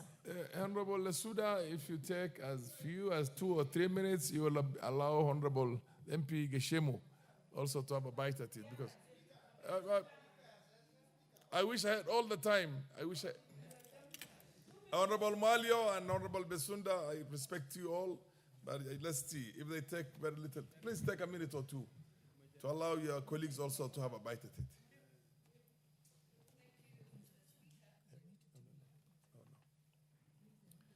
Thank you, Mr. Speaker. Actually, I'll ask that I be timed so that in 2 minutes I will allow, I will conclude and then allow my colleagues to also have an opportunity. Let me take this opportunity to congratulate Honorable Amaua for being very consistent on matters education in this House. Consistently, when there's any debate or when there's any issue to do with education, she has been very consistent and passionate about it, and you can even see it through the thought process that she put into this amendment bill. So she's not just a fierce politician, but she's also concerned with matters education of our country. I don't want to belabor the importance of devolving matters education to the sub-county level. I'm sure at the county level, even those who have been doing this work will admit that it is definitely overwhelming. We know some of our counties are very vast, even for just the county team to look at the entire county and the issues that that affect the various counties. But once it is devolved to the sub-county level, Mr. Speaker, it will definitely increase efficiency, effectiveness, and even timeliness in terms of dealing with the issues that arise, and not wait until the county team sit down. I have had a number of my colleagues talk about issues to do with gender, the issues to do with disabilities, marginalized groups, but I have seen Honorable Wamaua in the bill has captured this. She has talked about not more than 2/3 of the members of the same gender, equal opportunities for persons with disability, and even marginalized groups. And so all this has been captured in the bill, and I must commend her, and I do hope that this House then passes this bill and ensure that its implementation is done. Lastly, on the issue of Member of Parliament, maybe you can think about it and maybe have the chairman of NGCDF in the counties sit in that committee so that the Member of Parliament can do the oversight, but because the chairman knows the issues in the sub-county or in the constituency, he or she is the one who can sit in that committee. Thank you, Mr. Speaker. Honorable Gishimo, if you take a minute, then while you can have also a minute. Yeah. Proceed. Proceed, Gishimo. Thank you, Honorable Speaker. I also rise to support this bill by Honorable Mary Wamaua, member for Maragua. And without repeating what my colleagues have said, but I just want to point out a few issues that need to be addressed in this bill that in consultation with the Honorable Wamaua, I'll seek we amend clause 18A E, where we are leaving room for other functions which have not been outlined in the bill. So it's a bit risky. We can only leave any further legislation to regulation, or we have a bill that is also conclusive on the functions of the board. Honorable Speaker, I also see that the Parent Act had an intention of actually establishing a sub-county board, because if you look at the existing section Honorable Gishimo, you appreciate if you just take less than a minute now, because then there's a report also, very important report to be tabled. I will stop you, then you'll have 1 minute more. Honorable Deputy Speaker, can you proceed and table, and then I'll come back to you. Thank you, Honorable Speaker. I beg to lay the following paper on the table of the House today, Wednesday, 5th March 2023. The report of the Liaison Committee on its consideration of the 2025 medium-term debt management strategy. Thank you. You realize finance bills take precedence over any other business. Yeah, proceed. Proceed and give the notice of motion. Okay. Honorable Speaker, I beg to give the notice of the following motion: that this House adopts the report of the Liaison Committee on its consideration of the 2025 medium-term debt management strategy laid on the table of this House on Wednesday, 5th March 2025. And pursuant to the provisions of Section 15(4) of the Public Finance Management Act 2012 and Standing Order 232A, 7 and 8, A, approves the 2025 medium-term debt management strategy, and B, makes the policy and the financial resolutions contained in this report. I thank you, Honorable Speaker. Thank you. Proceed, Honorable Gishimo. You have a minute more. Honorable Bensouda, I will also give you a moment. Thank you, Honorable Speaker. Basically, this bill seeks to bring services closer to wananchi, or to the people. And yes, what's the point of order? The point of order is that you guys have refused to see me. No. Order, Honorable Jenkihara. Order, Honorable Jenkihara. You didn't have a card, and I got that information very late. And I'm looking at the list here. Nonetheless, you are a senior member, and I have a lot of respect for you. You will have a moment. Just be patient. Be patient. Be patient for a minute. You will have a moment to also take a bite. Proceed. Take just 1 minute, Honorable Gishimo, please, and then. Yes, I don't know whether my time is still ticking, but I appreciate that this is a very important bill, and that is why most of the members really want to contribute to it. And I believe they will still get a chance because the mover will have to contribute on another. But I generally support. It's a very, very, very important. But I will consult with the Honorable Maua, even on the composition of the board. I think it exceeds what has already been mentioned so that we can fine-tune it so that it can be in good, and the numbers can match. The numbers are not matching. And also, I would also suggest that the representation of a member of parliament to be sitting in the board, to be briefing the member of parliament, like the chairman of the NGCDF committee, because for members, we do not manage. We Fair can enough. only oversight. Thank you, Honorable Speaker. Honorable Kiara, take 2 minutes, and then Honorable Bensouda will have also take 2 minutes, please.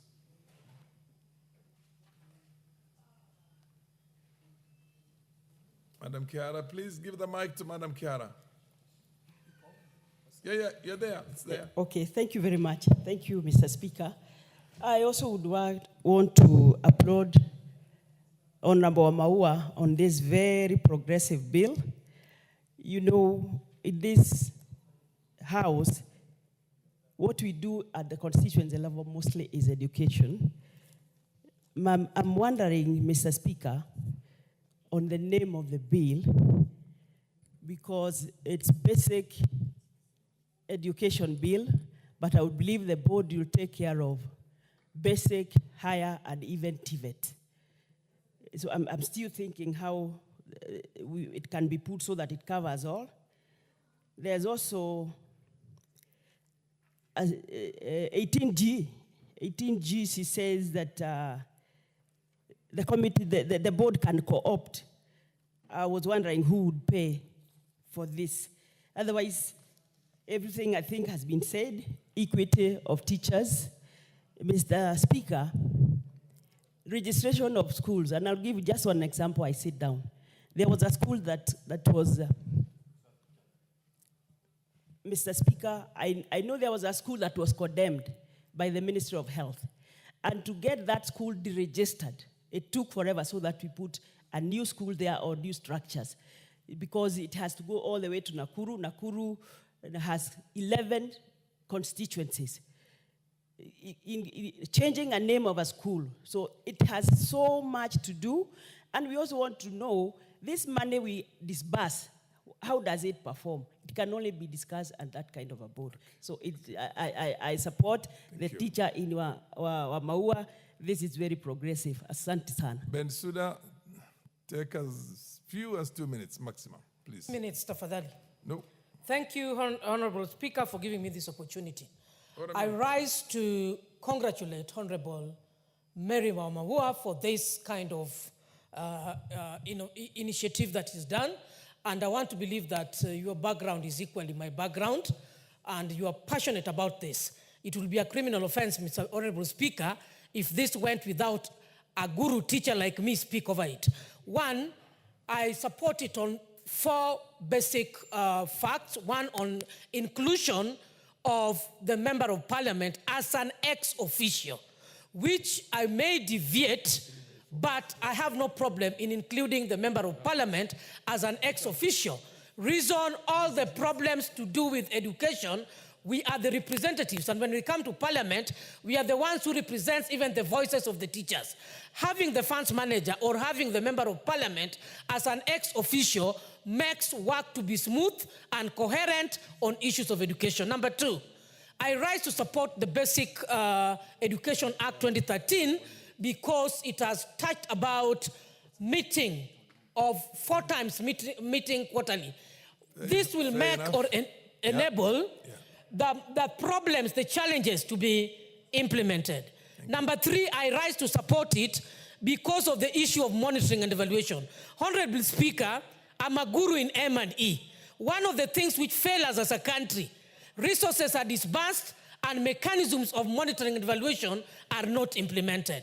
I want to say, Honorable Speaker, just 1 minute, in regard to teachers and the functionality of the board, the sub-county boards, they will not be effective, 1, without adequate resources. Okay. And I want to finalize by saying on teachers' recruitment and number of schools in the wards. Where I come from, where I'm born, is Homa Bay Town, Kanyada West. Okay. There is a school called Radiro Primary School. It is always given a teacher who retires every year. Every year, okay. The retiree. This business should be checked by the sub-county, the board. Yeah, the Honorable Tonui, take exactly 1 minute, and then we adjourn this matter. Please give Tonui 1 minute. Proceed. Thank you, Honorable Speaker, for giving me this opportunity also to add my voice on this important bill, the Basic Education Amendment Bill 2023. First, I want to commend Honorable Maua for coming up with this progressive bill. The purpose of this bill, Mr. Speaker, is to bring services closer to the people. I support all what my colleagues have talked about. In my county, Nakuru, it is very huge, 11 sub-counties. So the county education board has a lot of work. They meet very rarely, and there are a number of issues in the sub-county. So by creating this sub-county, the services will be moved closer. Monitoring on infrastructure funds and quite a number. This motion is still going, this bill is still coming up for further debate. And when we come back to debate this bill, you will have 9 minutes, the Honorable Tonui.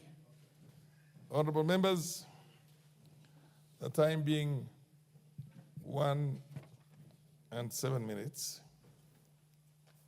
p.m., this House stands adjourned until today, Wednesday, the 5th of March, 2025 at 2:30 p.m.